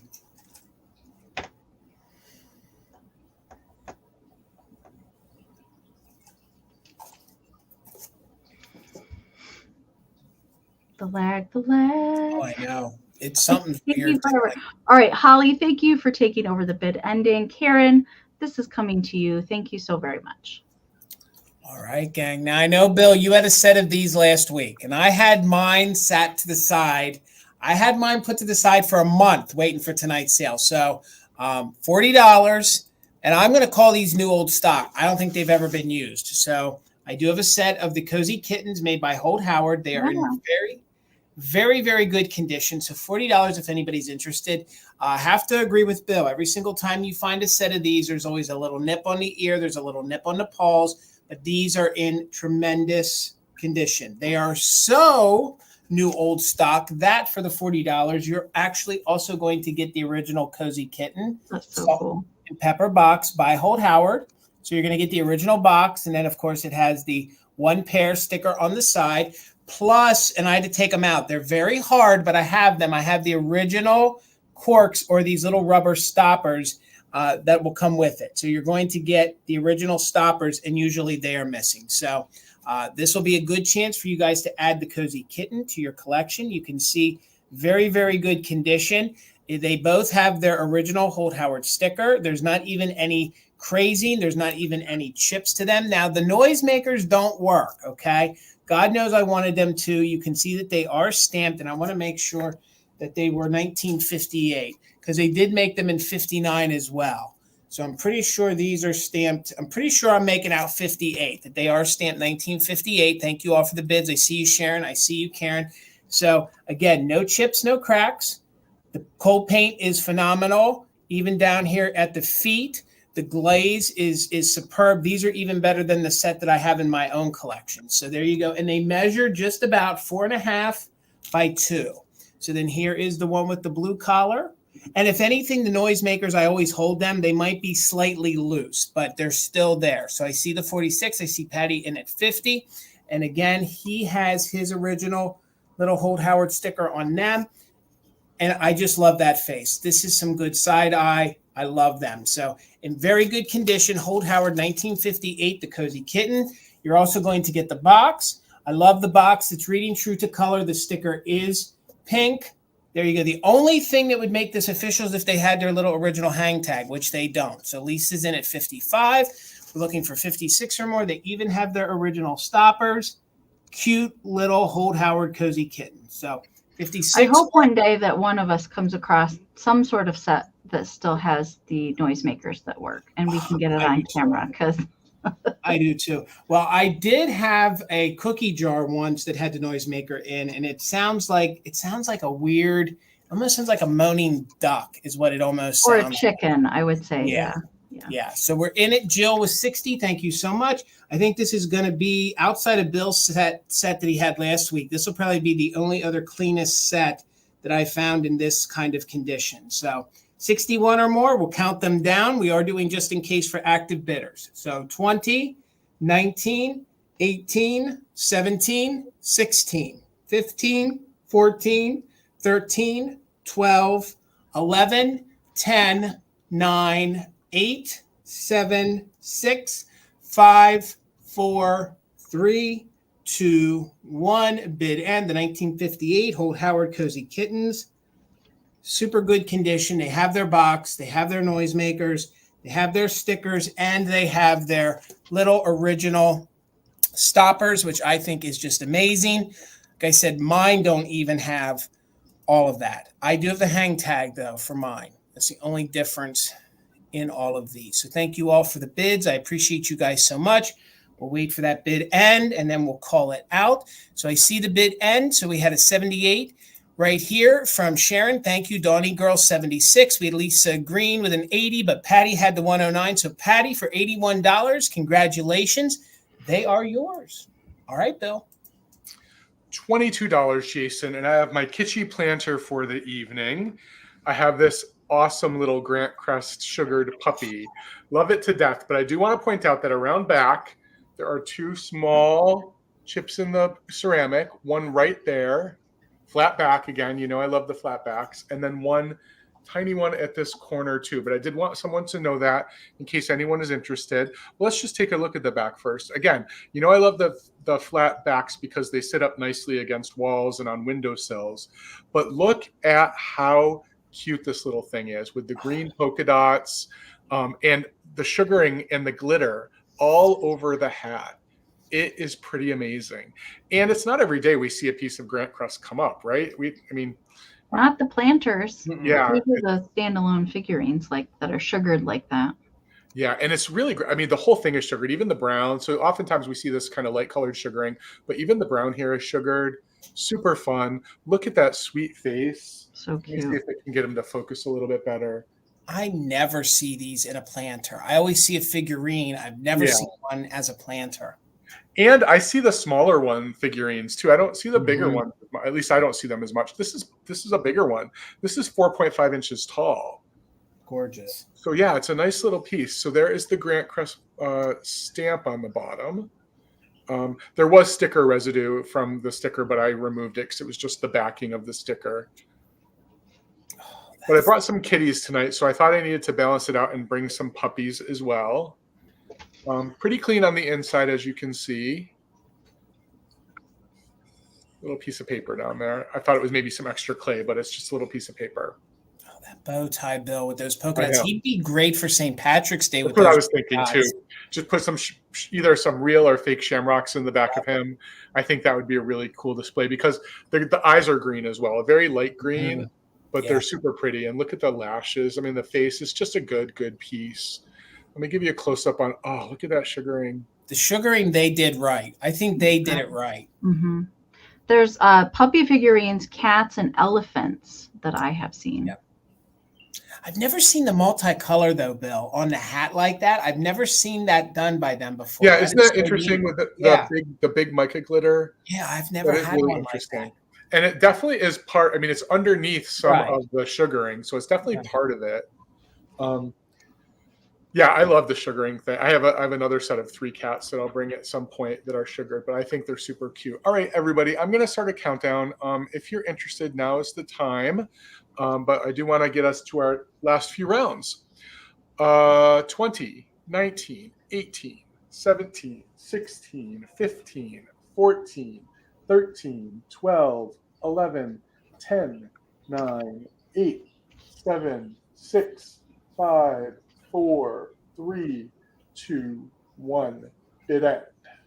You cannot have a bad day when you see the face of that dog. Like, seriously, that is a happy dog. He's a cutie. He's a cutie. Good. Adorable. Puppies. Thank you for the bid end, the puppy bid end, Karen. I love it. So Nikki had a just in case of 30 and Robin had a just in case of 51.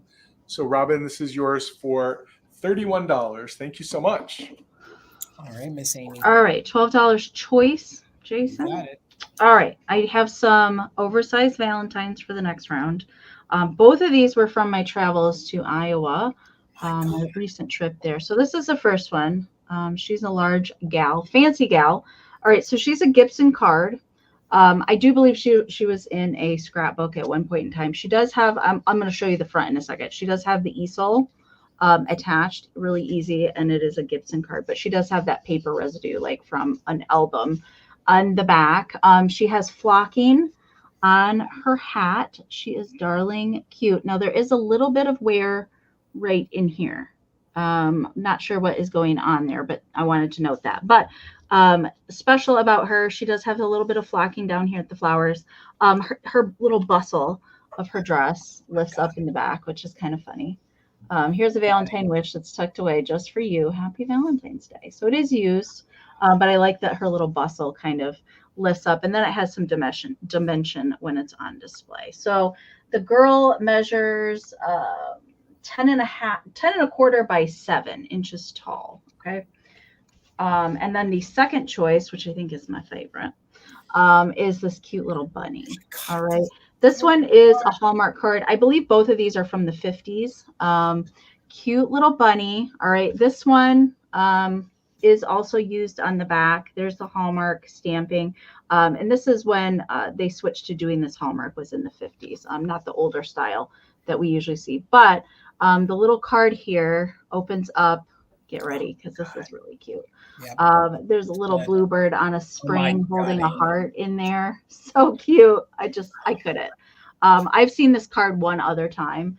You can kind of see back in there. There's a little metal spring that is making the little bluebird heart in there. And then it just closes up. Actually, his paw punches out, this bottom paw, so you can tuck the front of the card in there to hold it in place while you display it. So the bunny is 7 by 8.5.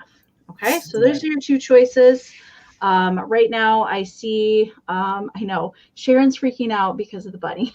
It's a good bunny. This is a good. Well, they did a whole series. All right, so Robin's in at 13, so we're looking for 14 or more on choice. The girl is just slightly bigger than the bunny, but I thought that I would bring them together because they're both blue and super cute. And my last oversized Valentines. All right, so we're going to count these down. Sharon's in at 14. We're going to count them down. 20, 19, 18, 17, 16, 15, 14, 13, 12, 11, 10, 9, 8, 7, 6, 5, 4, 3, 2, 1. Bid end. You know, Amy, Hallmark used this bunny in a whole series of cards. They did. Yeah, they did. Yep. There's some Easter cards with that same bunny too. I can't wait to edit this video. It's going to be a few down the line, but this particular store that I visited in Illinois had the most Valentine decorations that I have ever seen of any antique store. It was pretty cool. So there's the bid end from Karen. Thank you so much. All right. So Freddie Fines had a just in case of 20. Robin had a just in case of 41. So Robin's going to get first choice at 21. Let me know if you want the girl or the bunny, Robin, or you can take both as well if you would like. And then Sharon's going to get back up, and then I can just watch the chat. Thank you, ladies, so much. All right, let's get myself over. She wants the bunny. Robin wants the bunny. All right, guys, $25, and it's been a while since I've had a flamingo. Now, there's a condition issue. I know when you guys, I don't know if you, Bill, or Amy, you guys ever find this, but it seems like years ago, people didn't move their items when they painted a room, and little specks of paint would get onto things. Have you guys noticed that? These are little specks of paint that I have not tried to scratch off, so they're not damaged. So you can see there's a little speck of white paint, and it's above. You can feel that it's on it. So that might come off with a little razor blade, and there's a little bit of white paint here. And I kept feeling right here, and I'm almost certain that is a little piece of paint as well, because you don't feel any porousness. But, pardon me, I'm not sure the maker, but this is like a California Pottery. This is a ashtray. Okay, so this is a flamingo ashtray, and they came in 2 sets. And I actually, the person who wins, I don't have the other pond, but I have the other flamingo that has extreme damage. Okay, so if somebody wants the damaged one, they can have it as well. But these were sold in sets, so you would buy them both, and they would sit on your console. And these make great little ponds, I think, for your figurines, or they are ashtrays. So you can see there's a divot here for your cigarette, a divot for there. And this one is in very, very good condition. So to find flamingos that don't have neck damage, that is paint on there, but these are in really good condition. And this flamingo is permanently attached to the base. That's how they came. So there is no name on the bottom. There may have been a sticker on the bottom. Thank you, Michelle. I see you're 25. I actually found a set of these on eBay. They had the full set for $300. So if you guys want to see what the other one looks like, it was this one down here, which was feeding or drinking. This one you'll get, but it has a very bad neck repair. But whoever wins these, if you want this one so you can sit it in, you can have it. If you don't want to pay the shipping on it, you just let me know and I'll repurpose it for myself. So Robin is in at 27. Lillian is in at 28. We have Nikki in at 30. Measurements on this is 1950. So measurement on this, it's 7 inches tall. And then it's about 7 inches wide. So like Bill said, back in the day, a lot of these creators of this pottery knew to square things off. So it was pleasing to the eye, and it also gave it some stability. So it's that great, yummy pink for the 1950s. The flamingo is in very good condition. There is another eye there. It's just a little dark, the way they airbrushed it. No damage to the neck on this one, and it's just a really cute, and this is kind of an undercover one. This one doesn't have to be an ashtray. But you can use this pond to put baby flamingos in. Maybe if you have little ducks or something that you want to put in that, you can definitely do that. Or you can use this as a trinket dish, ashtray, whatever you want. But please know that the flamingo is permanently, they applied it, but it's permanently attached. So thank you. Oh, you so bogey vintage for the 32. We're looking for 33 or more. We're going to go ahead and do a countdown. Remember, there is some paint specks on it. Boy, is he a sassy flamingo. He's got an attitude. So apparently I hear flamingos are mean. I hear flamingos can be mean birds. So, but other than that, he's good to go. So let's count it down. We're looking for 33 or more. We are doing just in case for active bidders from 20, 19, 18, definitely jewelry, 17, 16, 15, 14, 13, 12, 11, 10, 9, 8, 7, 6, 5, 4, 3, 2, 1. Bid end. I'm finding it very hard. I do collect flamingos. I'm finding it very hard to find anything flamingos these days. They're so popular and they command such a dollar on them. So thank you all for the bids. I see everybody. And again, you'll get the broken one. Just let me know in the email if you want it or not. So there's the bid end. So with a 65, but Robin 71, 66, Robin, it's yours. Congratulations. And Robin, just let me know in an email if you want the damaged one and we'll send it with it. All right, Bill. Jason, I'm going to start this at $20. And this was another thing that came out of that bin that I didn't know was Valentine's Day. And it's a beautiful piece of Westmoreland glass. I love it. It's the hand-painted heart trinket dish. And it is signed by the artist C. Pelletier on the back.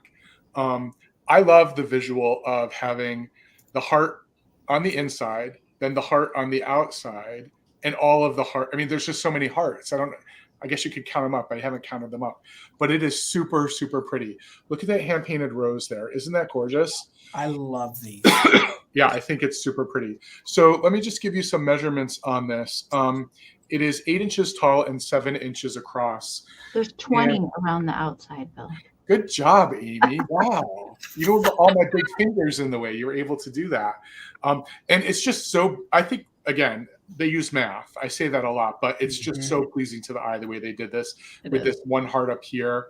And while I typically don't do this because I love all my display items that I have in my home, one of my stands actually fits this perfectly. Oh, like the hearts rest on it perfectly. This is still above the surface. So I'm going to send it with it, although that's typically not my shop's policy. I like my stands, but this one is just so perfect with it. I have to send it along in case someone wanted to display it as a plate rather than use it as a dish. I mean, it's just amazing the way that it fits there. It looks like candy, Bill. It looks like lollipops. What kind of candy, Jason? Well, I don't want to say Jolly Ranchers. I want to say those cheap lollipops that you can get this time of the year that have the little heart on it in white. Oh, the charms? The ones with the charms? Yeah. Those. Yes. I agree. Chicken dinner. Yep. So unlike the piece we saw earlier, this is ruby glass. This is red through and through, ruby red through and through. So pretty. And this, I mean, obviously, the signature is over the rose, so you don't see it through because the glass here is translucent. So I'll just give you a close-up on how good this hand painting is. These dishes are so difficult to come by these days. I used to see them back in the 90s, but you just do not see them that often. If you do, that painted flower is usually half gone. Yeah, clearly no one threw their spare change in this, when they got home from work. So thank you all for your interest. I'm going to go ahead and start that countdown. And while it's not a big selling point, you are going to get the little stand too, because it does fit perfectly. So we're looking for $28 or more. 20, 19, 18, 17, 16, 15, 14, 13, 12, 11, 10, 9, 8, 7, 6, 5, 4, 3, 2, 1. Bid end.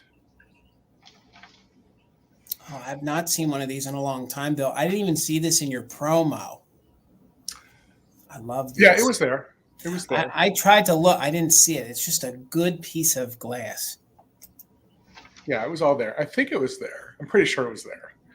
All right. Thank you all for your bids. So Lisa had a just in case of 35. Noelle came in with a just in case of 123. Noelle, this is yours for $36. Thank you so much. All right, Miss Amy. I had the lidded dish that matched that a few weeks ago. I was trying to look and forgot it, but I can't remember. I wondered, I was going to ask you who it was signed by. I wondered if it was by the same person. Oh, my God. $30, Jason. Oh, my God. I love him. All right. So I had one of these guys in the fall because he was painted orange, but I was saving this red guy kind of for Valentine's Day. And it is kind of an unwritten obligation that if I have a sale with Bill, I have to bring a pixie. Oh, my lawyer, it will be in writing. My lawyer's sending it. What about the deer thing for Jason? No, that has expired. Oh, Okay. All right. So he's a darling little sitting. I love the face on him. Oh my God, I know. He's so good, and he's kind of. I don't know if he's adjusting his little elf boot, but his one hand is on his little foot. So this is made by Chase Japan. So he does have a few paint loss spots, all right, but he still has his little mesh wire wings intact. These all had a hole in the back for their little mesh wings, and typically they're missing for whatever reason. But there is a whole little series of these cutie pie little pixies. Now I'm going to show you the paint loss. There's one on the hat, end of the shoe, elbow. Most of it is on his little tuchus back here in the back side. It would have had a foil sticker that said Chase Japan on the bottom. That is no longer there. But that is kind of the worst spot right there on the back side. But he's pretty good from the front side. There's just a little blip maybe right there and on the brim of the hat. But the paint on the face is really, really good. Just so full of character. I love him. So measurement is 3 by 4.5. 3 by 4.5. So he's a decent size little guy. Super, super cute. Of course, you could leave him out year round. Definitely cute for Christmas as well. All right. So I see Lisa's in at 50. Hello, Lisa. So we're looking for 51 or more on the Chase Japan little sitting pixie. We're going to count him down. We do have a couple more rounds to get to and a recap. All right. 20, 19, 18, 17, 16, 15, 14, 13, 12, 11, 10, 9, 8, 7, 6, 5, 4, 3, 2, 1, bid end. Oh my God. This guy looks like the cutest, chubbiest little cherub pixie guy in the world. Oh God. He's just so happy. I like how wide his eyes are too. That's like an interesting detail. He definitely has he's definitely a childlike pixie. All right, there's the bid end from Karen. Thank you so much. All right, Lisa Green, Pixie is coming to you. Thank you so much. We just want to thank you, Karen G, for being our official mod and bid ender. Holly, thank you for being the backup. Also, Kim, Desert Gal, thank you all three so much for everything that you are doing. We could not do this without you, so thank you so much. And Karen, please, if you could put Gavin's link in, we'd like to get him some more followers. Please make sure you're following Grady Gruppo Vintage Recordings. So my next piece is not Murano, although this was very popular by Murano. There was an artist. His name was Dino Martins or Martens, and he created an effect called Tutti Frutti. It was so popular that the Venetian, which was also Italian glass companies, mimicked it, okay? I can tell you for sure that this is not the Murano version. This is the Venetian version. It's still made in the same exact region of the same area of Italy. But to find this anymore, I was just excited to bring this. This technique is known as, some folks call it end of day because they took extra pieces and just added them all together. It's also known as my personal favorite, Tutti Frutti. That's what I've always known it. It's also known as rainbow because there's so many different pieces. So let's zoom in on this and I'll show you why I know that it's not Murano, but it's still Italian glass. They use all these little chunks and pieces. You have some of the bubblegum pinks in there. You have some of the foiling in there. You can see there's some foiling in there. Usually there would be latticino in it if it was the Murano piece. They would add in little pieces of the latticino in it. There is none, but it's very metallic looking. It is it's also, they call this an ashtray. Sometimes they call it a cigar tray. Sometimes they call them candy dishes. The base here is not fully polished. That's why I believe that this is Venetian, Italian glass. I don't believe that this is made by Murano, okay, but it's still in the same region. So it's a great piece of mid-century. This was very popular in the 1950s, this effect here, and it measures 8 to 8.5 inches, depending how you measure this gorgeous. It's got a very atomic feel to it. So it's 8 to 8.5, and then when it sits on your countertop, it comes in at about 2 inches tall. So it is this gorgeous blue. It actually would pair well with the Blunique piece that I sold earlier. And again, look at all these different pieces of glass that you're going to get in there. And I love it. It kind of looks like candy thrown in that dish. You can see that we have the pinks. We have some red pieces, some orange pieces. Just gorgeous. And again, these are very collectible. It's called Tutti Frutti. That's what I've always called it.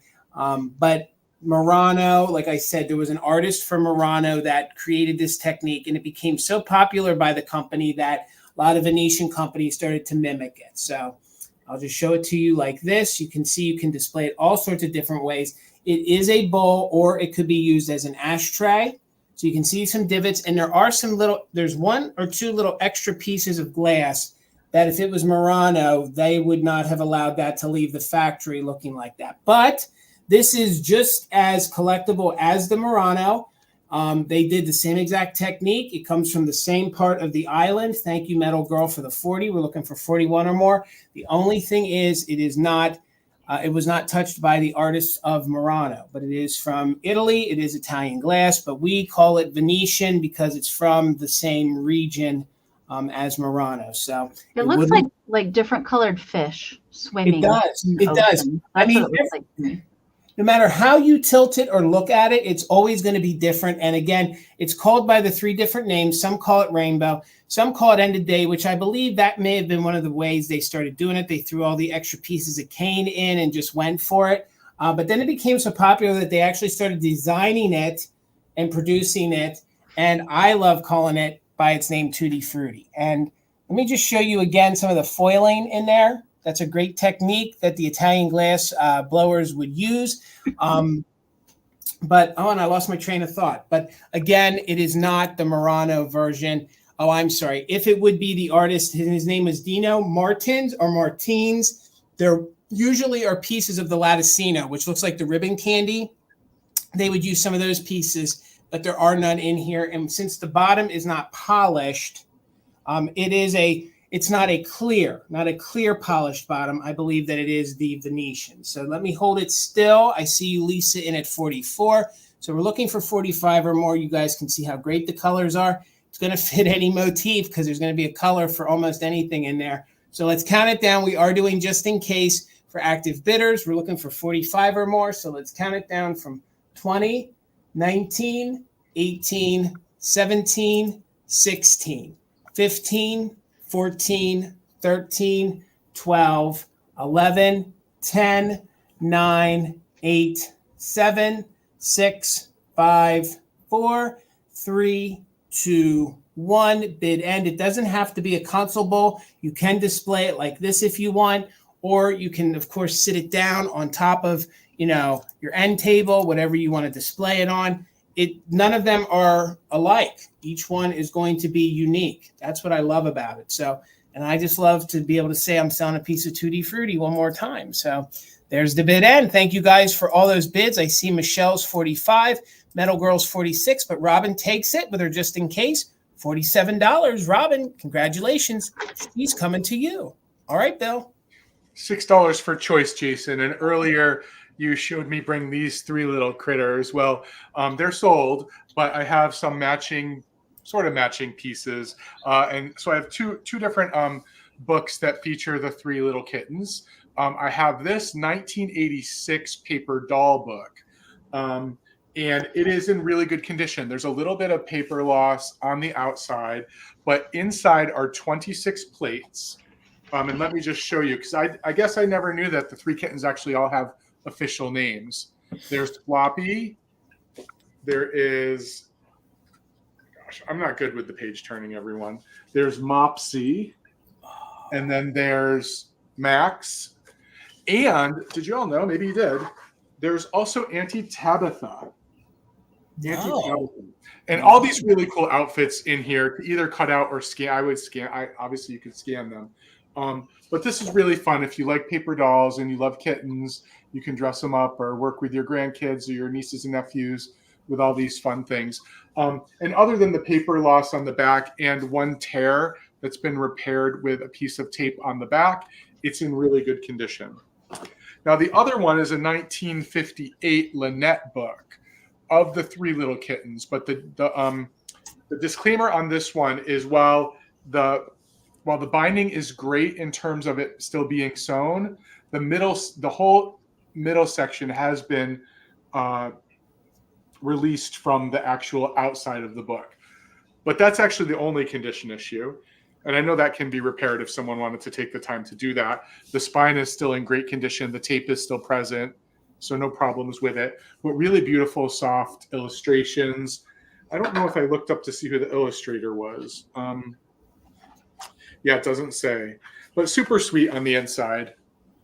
All these great images of the cats. So I guess that's Auntie Tabitha. I guess I just learned something. I've never heard that. No. I love that her name is Tabitha, though, obviously, because She's a tabby. punny. It's punny, right? But super cute. Did you know the 3 kittens had names? I didn't know that like either. they have the same names as the bunnies, Flopsy Mopsy, except for Cottontail. And Max. Flopsy Mopsy was the same. Well, I checked, and what's interesting is the coloring of the 3 kittens in this 1958 book are the same as in the 1986 book. So there's some continuity going on here. But anyway, so these are the choices: the paper doll book or the 3 Little Kitten Lynette book, which is super cute, I think. So I'm going to start a countdown. Thank you all for your interest. Right now we're looking for 11 or more for choice. 20, 19, 18, 17, 16, 15, 14, 13, 12, 11, 10, 9, 8, 7, 6, 5, 4, 3, 2, 1. Bid end. And if I didn't mention, the inside pages are the linen-like. The outside is cardboard, but the inside are like the linen-like paper. I've always known the bigger cat to be Mama Cat, not Tabitha. I've never heard Auntie Tabitha. That's right. I think it's so funny. What's funny? No, it is. It's funny. Auntie Tab. I never knew they had. Of all the children's books, I have never heard that. Isn't that crazy? All right.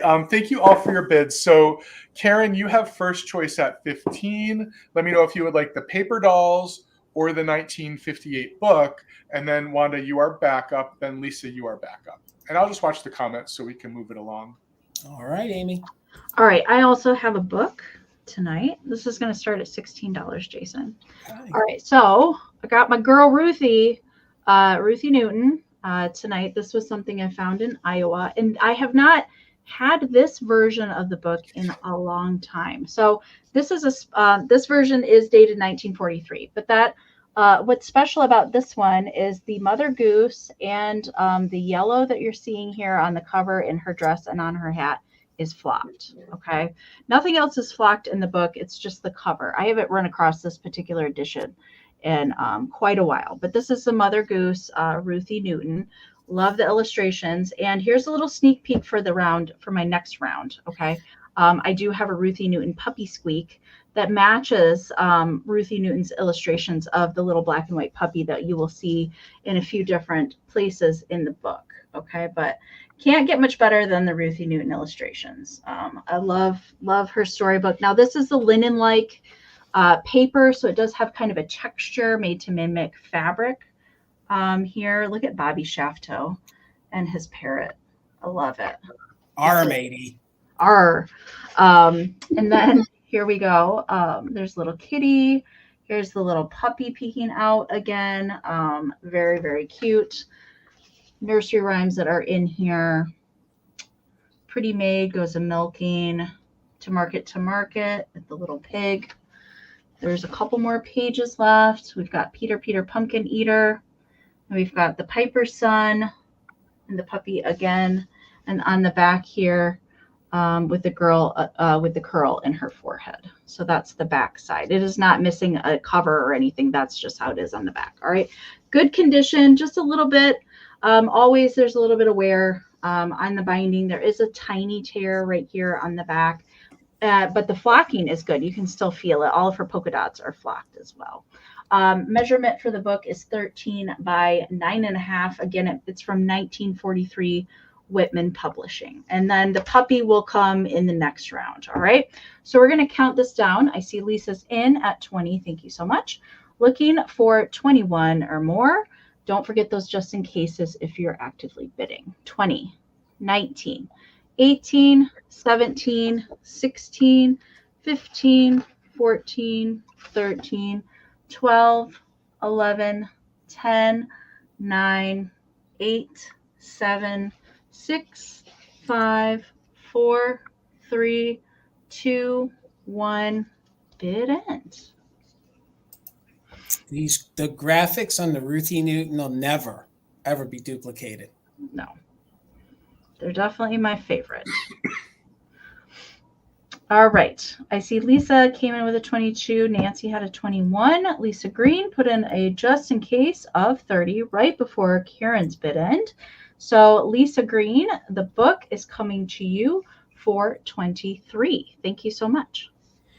All right. My next round, I did not preview this. It's going to start at $15. And I have a large jointed leprechaun die cut in very good. Wait, the bow tie goes this way. So he would hang on the back of your door. You could put him wherever you want. He is jointed. He might have slight little paint wear. I do believe he's from the 1980s. There's no stamp on him. So he's not a Bystol. He's not a Dennison. I'm not sure who made him, but he measures a whopping 40 inches tall. So all the way down to his little feet right here. And he does fold up to about maybe a quarter of that. So he'll be easy to ship. So his arms and hands are fully jointed and movable. Again, you can see there's no major creases. There's no major stains. He is older because he is one-sided. So he is the cardboard one-sided. Karen said he's dressed like you from last Friday on Instagram. He is. Thank you, Holly. I see you for 15. And let me show you his face. I don't want to bend him while I'm showing him. So his face is so doggone adorable. Look how cute he is with those green eyes. And of course, he has, like we were discussing during the sale, that he has the orange hair, which is my favorite over the red hair. Then he has the hat with the shamrock in it. You can see it does have an original hole in it, so there's no tearing to the hole. And he is cardboard, very good condition, maybe slight wear because he has been out of his pack. He has been used. So, I mean, you can make him do the worm. You can make him dance, do whatever you want. But he does come in.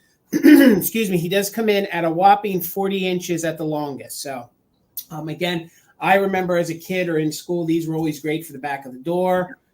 They're great for the wall. And again, he is two-sided, his little bow tie, and everything has these little rivets and these little joints. So you can move him. If you guys are familiar with the Halloween ones, there's a large, there's all sorts. Like Bill has sold a Frankenstein before. They had skeletons. You can get the Santas. They made Santas that were like this, but this guy is your leprechaun, and he feels to me like he's the early 80s. I would believe he's maybe the early 1980s, just from the thickness of the cardboard and the color on him. So even his belt his belt kind of matches in, so it is white. And the only thing I could find is the one leg here looks like the green slightly different than here, but overall, you can usually find these. They have gnarly creases in them, from not being stored properly. This guy, he's in really good condition. So we're in at 18. We're looking for 19 or more. Again, he measures 40 inches tall. He's got both arms, kind of crazy. You can make him dance, do a jig, whatever you want. And again, I always hung these on the back of the door. Don't worry, he'll be easy to ship because he folds up to about, probably the biggest would be his torso. That would be the biggest that we'd have to ship. So 19 or more, let's go ahead and count him down. The cute die cut little jointed leprechaun. 19 or more, we'll count down from 20. 19, 18, 17, 16, 15, 14, 13, 12, 11, 10, 9, 8, 7, 6, 5, 4, 3, 2, 1. Bid. And you're right, Steph. And how are you, Steph? Good to see you tonight. Hopefully you're well. And we're just waiting on that bid end from Karen. Thank you guys so much. Hey, I'm a leprechaun, everybody, with green eyes. All right, there's the bid end. So Holly, congratulations. He is coming to you for $18. All right, Bill. This is going to start at $18, Jason. And like you, I am bringing something I did not preview either. I realized I didn't have any mid-century glass today, so I decided to bring this guy, this gorgeous, nice and heavy Viking clear owl. So with the frosted detail on the belly and in the eyes. I love this thing. I've owned it once before. I use mine as a bookend. I actually have the Indigenous Peoples one that I keep. I have 2 of them, and they serve as good bookends because there are quite a few figures that Viking released sort of in this really heavy flat bottom, flat back sort of design. There's a lion, there's this owl, there's a couple versions of the Virgin Mary, actually. This one has a beautiful Viking sticker on the back as well. And I wish my light base was working today, but I can't find my AAA batteries because I think they look spectacular when they're in a rotating light base. There's something about this clear Viking glass that just, the light just travels up through it and makes it look really, really spectacular. Yeah, the frosting is really good, isn't it, Gavin? I love that they did that detail. It just really elevates it, I think. So I actually didn't measure it. So let me get a quick measurement on it. It is a nice size. So it is 5.5 inches tall. And at its widest, it's 4 inches. Super pretty. It's got a belly. Like, look at the belly. You know, they did it right when it came to the clear and frosting mix. Yep. They really nailed it. Plus a sticker. Yeah, I agree. And it's interesting. These, I think I'm correct here. These figural pieces that have the flat backs are only available in clear. None of the other Viking colors do they appear in. So that the Virgin Mary, the owl, the indigenous person, the lion. I think there's another jungle animal. I can't remember which one. They did one of Jesus. They did Jesus's profile. Oh, they did. You're right. They did one. Yep. So pretty. All right. So this is our second to last round, everyone. Am I right, Jason? Because I wasn't right last Friday, and you reminded me very quickly. No. The boys reminded you. I didn't. It was Brian and John. And no, it wasn't Jason. It was them. We got witnesses in the chat. I watched the replay. Okay, but it wasn't me. All right. Yes, I think you're right. It's an elephant. It is an elephant. All right. I'm going to count it down. If anyone else is interested, now's the time. 20, 19, 18, 17, 16, 15, 14, 13, 12, 11, 10, 9, 8, 7, 6, 5, 4, 3, 2, 1, bid end. And there are also 2 children praying. They're a little set. Oh, yeah. I just remembered. There are the 2 children praying. Did you see what Patty said? I was shaking my head.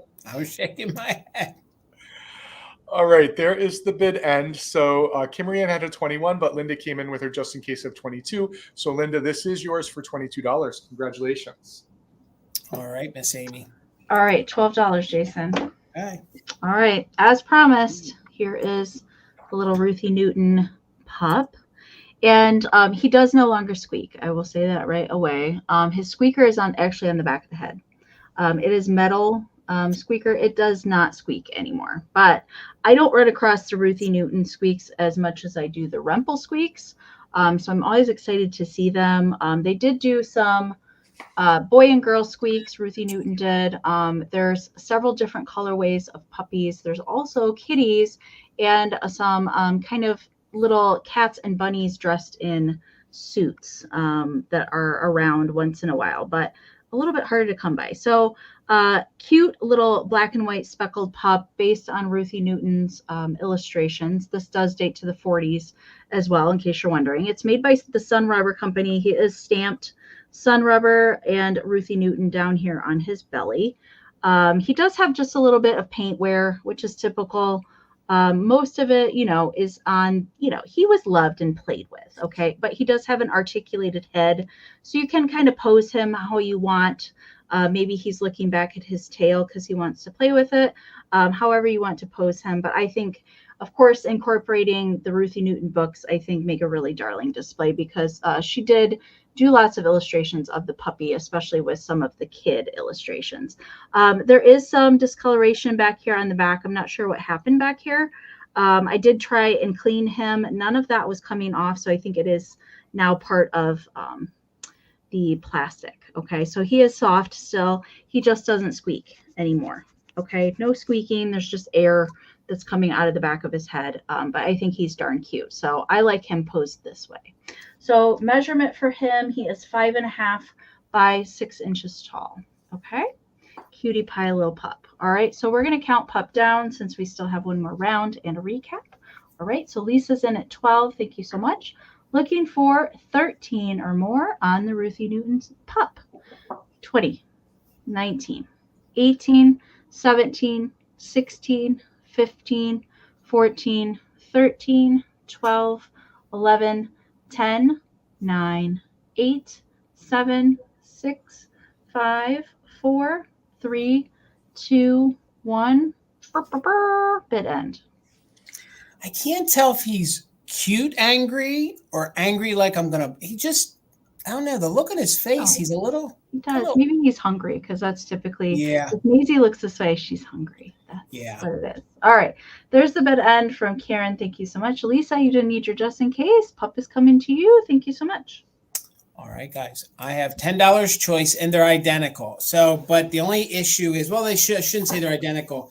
There's a slight condition issue to the second one. So if anyone's only interested in one, the first person will get that one. Backup will just get the one. There's just a little missing right there. Okay. But these are new old stock from they're actually copyrighted 1963 and they are for the World's Fair. So if you guys know how Collectible World's Fair things are, these are unused paper dolls. Okay. And they chronicle the two little kids right here on the front. Look at those faces. You can't get much more 1960s than this. So this in and of itself, you guys could use as, you know, the backdrop to your decor, or on the inside. And the children's names are Peter and Wendy. So the two little kids are Peter and Wendy. They go to the World's Fair. Again, this was sold at the World's Fair. And they, of course, traveled all over the world and have different clothing for all the different countries. So you can see they have some U.S. attire. They have some Thailand attire. They have the Siamese cat that they could use. So he could be in his USA attire. So there that is. The book measures 14 by 10. So 14 by 10. They have all the different, they have from the country of Australia, the country of Mexico. And then they also had some of the exhibits at the World's Fair that chronicled those countries. Okay, so if you were at the World's Fair in the 63, 64, those would have been some of the places you could have visited. So these are unused. They've never been punched out. All different clothing that little Peter and Wendy could wear. And then it gets better as we keep going. Some of the other countries, you have France, Africa, Holland. So you have all these other little countries that they could dress in. Look at the little snake coming out of the basket. Just great, unused. And as we keep on going. Okay, can I just say something? Because I saw something, and this is a public service announcement. It drives me crazy in some of these old things where they have different countries of the world, and then Africa is labeled a country. Yes, you're right, Bill. That drives me crazy. Africa is like 30 different countries. No, you're right. You're right. It is. But it's so of the time what they used to do back then. It is. And then they have Italy. They have some indigenous in there as well. Really cute, never used. I think this would be great too. If you guys know someone that collects the World's Fair things, then you have Sweden and Japan. And again, the two little boys and girls. My favorite's coming up. I like the back page the best myself because this is the backdrop that you punch out. It's the sphere that you punch out. And then those are, of course, the little kids of the World's Fair that I know of. And then, of course, that pops out for the base. But I'm not seeing any interest. That's okay. They would be $10 start. But again, this is the backdrop, of course, because they visited the World's Fair. So they visited the World's Fair in New York. So that's the sphere, which is still there. So you would pop that out. And then in the front here, it's from the official World's Fair, you had the little paper dolls. You had Mr. Little Peter and Mr. Wendy. But I'm not seeing any interest, and that's okay. We're going to keep it moving. We can bring these back during the recap, and we'll get you going, Bill. I'm going to start the next round at choice for $1, Jason. Hang on. We got Patty in at 10, Bill. Oh, if good. I can just, yep, it's that lag. So Patty's in at 10. Thank you so much, Patty. So we're looking for 11 or more, and I have 2 of them to choose from. So let's count it down really quick from 15, 14, 13, 12, 11, 10, 9, 8, 7, 6, 5, 4, 3, 2, 1. Bid end. Thank you so much, Patty. You're in at 10. Looking for 11 or more on the new Old Stock World's Fair. Never used. I believe like maybe 2 kids went. They just put them away and never used them. So there's the bid end. So Patty, just let me know. I'm assuming you only want 1, but I don't know. Maybe you want 2. So just let me know 1 or 2. And Bill, how much, sir? $1 for choice. And with St. Patrick's Day coming up, I went through my pretty large collection of Belique Irish porcelain and pulled out some doubles and triples so I could share them with people. So there are 3 choices. The first choice is this lovely porcelain heart dish with the scalloped edge. Really, really pretty. And this is the lightest of the 3 pieces. If you're familiar with Belique, you know that it is a very light porcelain to begin with, very different than Lenox, even though they may look very similar. But this one literally feels like a feather when you hold it. It's so light. It has the green Belique mark with, so it's the English green Belique mark, but it is the Celtic mark on the top. So that is reminiscent of one of the anniversaries, and I can't remember which one. So this heart is one of the anniversary pieces. And this heart, and this is going to be important in a minute, has the cream glaze on the outside and the inside. I have a second one if anyone is interested, and this one is the same heart, the same anniversary stamp, but this one has that light mossy color green, if you're familiar with Belique, on the inside. So they're the same size, they're the same mold, there's just a little bit of a different glaze. And then the third piece is one of my personal favorites because it's one of my favorite flowers. This is the little lily of the valley, little trinket dish, little planter. And on each side, there's this little flourish of gold detail on it. And again, these are all doubles or triples for me, which is why I'm sharing them. But it is the season for putting out St. Patrick's Day things, but not everybody wants shamrocks and leprechauns out in their face. So this is just a fun choice. All 3 of these pieces are super clean, really, really nice, in great condition, no chips or cracks. Belique is, as I said, if you don't know, a very fine porcelain, so it does get damaged a lot. And in fact, Belique doesn't usually chip; it just breaks. It's so fine that if there's damage to it, it's usually not salvageable. So yes, that's how you spell it. Yep, Belique. Mm-hmm. So I'm going to go ahead and start a countdown. So we're looking for 21 or more for choice, and there are 3 choices: 20, 19, 18, 17, 16, 15, 14, 13, 12, 11, 10, 9, 8, 7, 6, 5, 4, 3, 2, 1, bid end. I don't see these all that often, Bill. I always see the ones with the shamrock on it. Yeah, so that's the most commonly produced Belique line, but there are some other beautiful lines. There's a nautical line where a lot of the things are shells and stuff. And then these are all from a very, not a high production floral line. Yeah, I love that Neptune line. Yeah, that Neptune line is great. Okay, so there's the bid end. Thank you, everyone. Lisa, you had just in case of 30. You have first choice at 22. We will claim them by the white heart. 26, Bill. 26, I'm sorry. Oh, yeah. 26. The white heart, the green heart, or the lily of the valley. And with so many bidders, I think we need to wait and see. Mm-hmm. And then you'll have Shannon for backup, and then I think Elizabeth in at 21. Yeah. That off green colored heart dish. I had never seen that. Well, I shouldn't say it. I've seen it before, but I haven't seen it lately. in that. Oftentimes, this color is used on the outside. Yes, that's it. Yeah. So those, just waiting to hear from Lisa, I think. So Lisa's going to take the green heart and the lily of the valley. So I have the last heart left, if anyone's looking for that. So Shannon, you're next. And if you would like to pass Elizabeth, and then, was that everybody? Steel. You'll have Steel in then. Yep. Okay, then Steel. Oh, there's still a lot. Then Nancy. Yeah. Okay. We'll wait then, just so we don't get lost.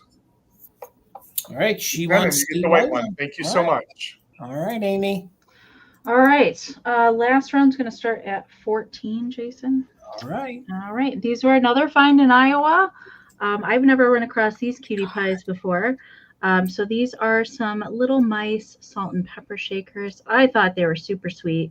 I like mice anyway, but I had not seen this particular set of salt and pepper shakers before. I do not know the manufacturer of them. They do have Japan stickers on them. I couldn't really find them, so I don't really know, but they are pretty cute. So I'm going to show you one by one. So one has a stopper, one does not. So this is kind of that rubberized stopper that they do tend to harden and just crack or fall out. It's probably what happened to the other one on the bottom, because this one is pretty hard. Probably if you pulled on it with some pliers, it would just crumble. That's usually what happens with those. So we have a little boy mouse and a little girl mouse. So the little girl mouse, she's darn cute. She's got a little flower that's molded into her head, a little pink flower. There is, I'm not sure if that's a little flea bite probably on her ear there, but she's got her little paw up there. She kind of looks concerned.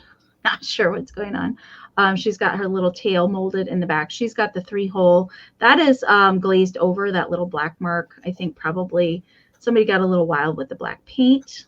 All right. And then Mr. Mouse. Here he is. He's winking. Yeah. I don't know, Bill. I don't know. So he's winking. He also has a little flea bite right here on the ear, although it blends in pretty good. And onto the back, there we go. And he's got the 2-hole on the top. And Mr. Mouse is the one that no longer has the stopper. They measure 3.5 by 2 3/4. So that's the set there. Again, I do not know the manufacturer for these guys. I could not find them. I can tell you who they're not. They're not PY. They're not Lefton. They're not, typical of the bigger names that we typically see. But I think they're still cute just the same. All right. So I see Miss Shannon is in at 20. Thank you so much. So we're looking for 21 or more on the set. I'm going to count them down. 20, 19, 18, 17, 16, 15, 14, 13, 12, 11, 10, 9, 8, 7, 6, 5, 4, 3, 2, 1. Bid end. These guys came from the Brass Armadillo in Des Moines, Iowa, or Des Moines, as we like to call it as well. So I can't wait to edit that video too. That was a super fun store. They have over 500 vendors there, so it was a big place. And that is where I found that really cute woodpecker planter that's back there. Yeah, same place. All right, there's the bid end from Karen. Thank you so much. So Metal Girl was at 22. Miss Shannon had a just in case of 28, but Lisa put in just in case of 29. So Lisa's going to win them for 29. Congratulations. Thank you so much. All right. And I didn't preview this item. And it is a little crazy that Bill didn't preview an owl and I didn't preview this, nor did we let each other know. So mine's starting at $18. This is made by the glass company Pilgrim, I believe, in all of my research, and I've sold him before in green. So I'm pretty sure he is a glass figurine made by Pilgrim. Now, what I think is really unique about this is it is a hollow piece of glass. Okay, so he is hollow except for his base. So thank you, Carrie. I see you in at 19, so we're looking for 20 or more. Now, they describe him as a paperweight. He can be a glass figurine, but I do love the fact that they have. This could also be like a match striker on the bottom, but they did put texture on the bottom, I think because it would have been a paperweight to keep from moving. So he has those great flower sculpts in his eyes. There are no chips. There are no cracks. It is a gorgeous piece of cobalt glass. And I do believe that the manufacturer is Pilgrim, and I believe that he was made in the late 60s into the 70s. He measures 5 inches tall. If I had a light base, it might glow a little bit, but you have to remember that bottom piece is a nice, thick, heavy piece of glass, which is applied to the hollow owl. And he has this ice kind of look to him, almost like a Blanco kind of feel. He has that textured, very, very Sweden style glass as well. So let me get in here so you guys can see the great details on the eyes. It's very mid-century looking, if that's what you guys are into. Thank you, Linda. I see you in for 20, so we're looking for 21 or more. Again, he's a nice sized owl. He has some good weight to him, 5 inches tall. He is hollow, but then the base, of course, is that big blob of glass so that he could be like a usable paperweight, but he also makes a great figurine. So Kim Rianne is in at 22. We're looking for 23 or more. This is my last round, so let's go ahead and count him down. If you guys are interested, please put in a bid. There's no issues, no damage. But we are offering just in case for active bidders. So if you have your heart set on him, please use it. Let's count him down from 20, 19, 18, 17, 16, 15, 14, 13, 12, 11, 10, 9, 8, 7, 6, 5, 4, 3, 2, 1, bid end. I do believe the glass manufacturer is Pilgrim. He's from the late 60s into the 70s. I did sell him in green. I think they came in other colors, but I can only vouch on the olive green one. And of course, I see the blue one more than the olive one. So I see you, Linda. There's the bid end. So Kim Rianne got in there with a 26, but Linda had a just in case of 35. So Linda, thank you so much. He's coming to you for $27. All right, guys, we did it. Let's get us all around here. So do we have a recap, guys? Do we have anything? Okay. Bill, could you explain how the recap works, sir? Thank you. Absolutely. So we are going to show you every item that wasn't claimed earlier. Maybe you weren't here. Maybe you need a little bit of time to think about it. And it's a second opportunity to see something that still needs a home. So if anyone is interested, the situation will work just the same way. The seller will show the item. We'll say what the start price is as we're describing it, telling you anything you need to know about it. You can put your bids in the chat. And once we see a bid or two, we're going to start a countdown. If you are the only bid that comes in, the item goes to you. At the end of the countdown, if there are multiple bidders, obviously the item goes to the person with the highest bid. The just in case remains in effect during the recap, and Karen Gillette remains our amazing bid ender. All right, Bill, did you have anything? All right, there you go, Amy girl. All right, so all I had was the oversized little girl Valentine. She does have just a little bit of wear right here. She's a Gibson card, I believe, early 50s card, flocking on the hat. She does have remnants of being in a scrapbook, but she still has her easel intact, so really easy to display her. Her little bustle is the kind of interactive part of the card. It lifts up and has the little greeting in there. She measures 10 1/4 by 7. Okay, $12 on the card. If you would like her, you can type in card 12 if you would like her. All right, and that's all I had for my recap. Thank you guys so much. All right, and let me get us all back up here. And guys, if you're watching this in the replay and you're interested in Amy's card, her email is right below her there. Please reach out to her. I'm sure she'll make arrangements to offer it to you. I see Lisa Day just popped in there. All right, there you go. Thank you, Lisa. All right, and guys, thank you. Congratulations. We did it. And like Bill said, thank you so much, Karen Gillette, for being our official mod and bid ender. Holly, thank you so much for being backup. Gang, this was the last time Holly's going to mod for us for a little bit. She has some other obligations, and congratulations on all the positive things you're doing. So she will be busy on Mondays and Wednesdays, but has informed me that she might come to Lark, and she'll be able to assist once those duties are over. So thank you so much, Holly, for helping. And Kim, welcome aboard again. Thank you so much for being the backup to the backup. And she will be assisting us throughout the sales in the future. Guys, please make sure you're subscribed to everybody here on the screen. Amy, how close did you make it? Did you hit the 35 Oh, I don't know. mark? I didn't even look, Jason. Bill, did you hit a threshold? Did you gain some? Please, guys, make sure you're subscribed to Bill and to Amy. Still a little short there, Jason. Okay, all right. Well, we made it very easy. All of their links to their channels are in the description below. If you guys, I know we get a lot of folks that watch the replay, please go down and make sure you subscribe to those 2 channels.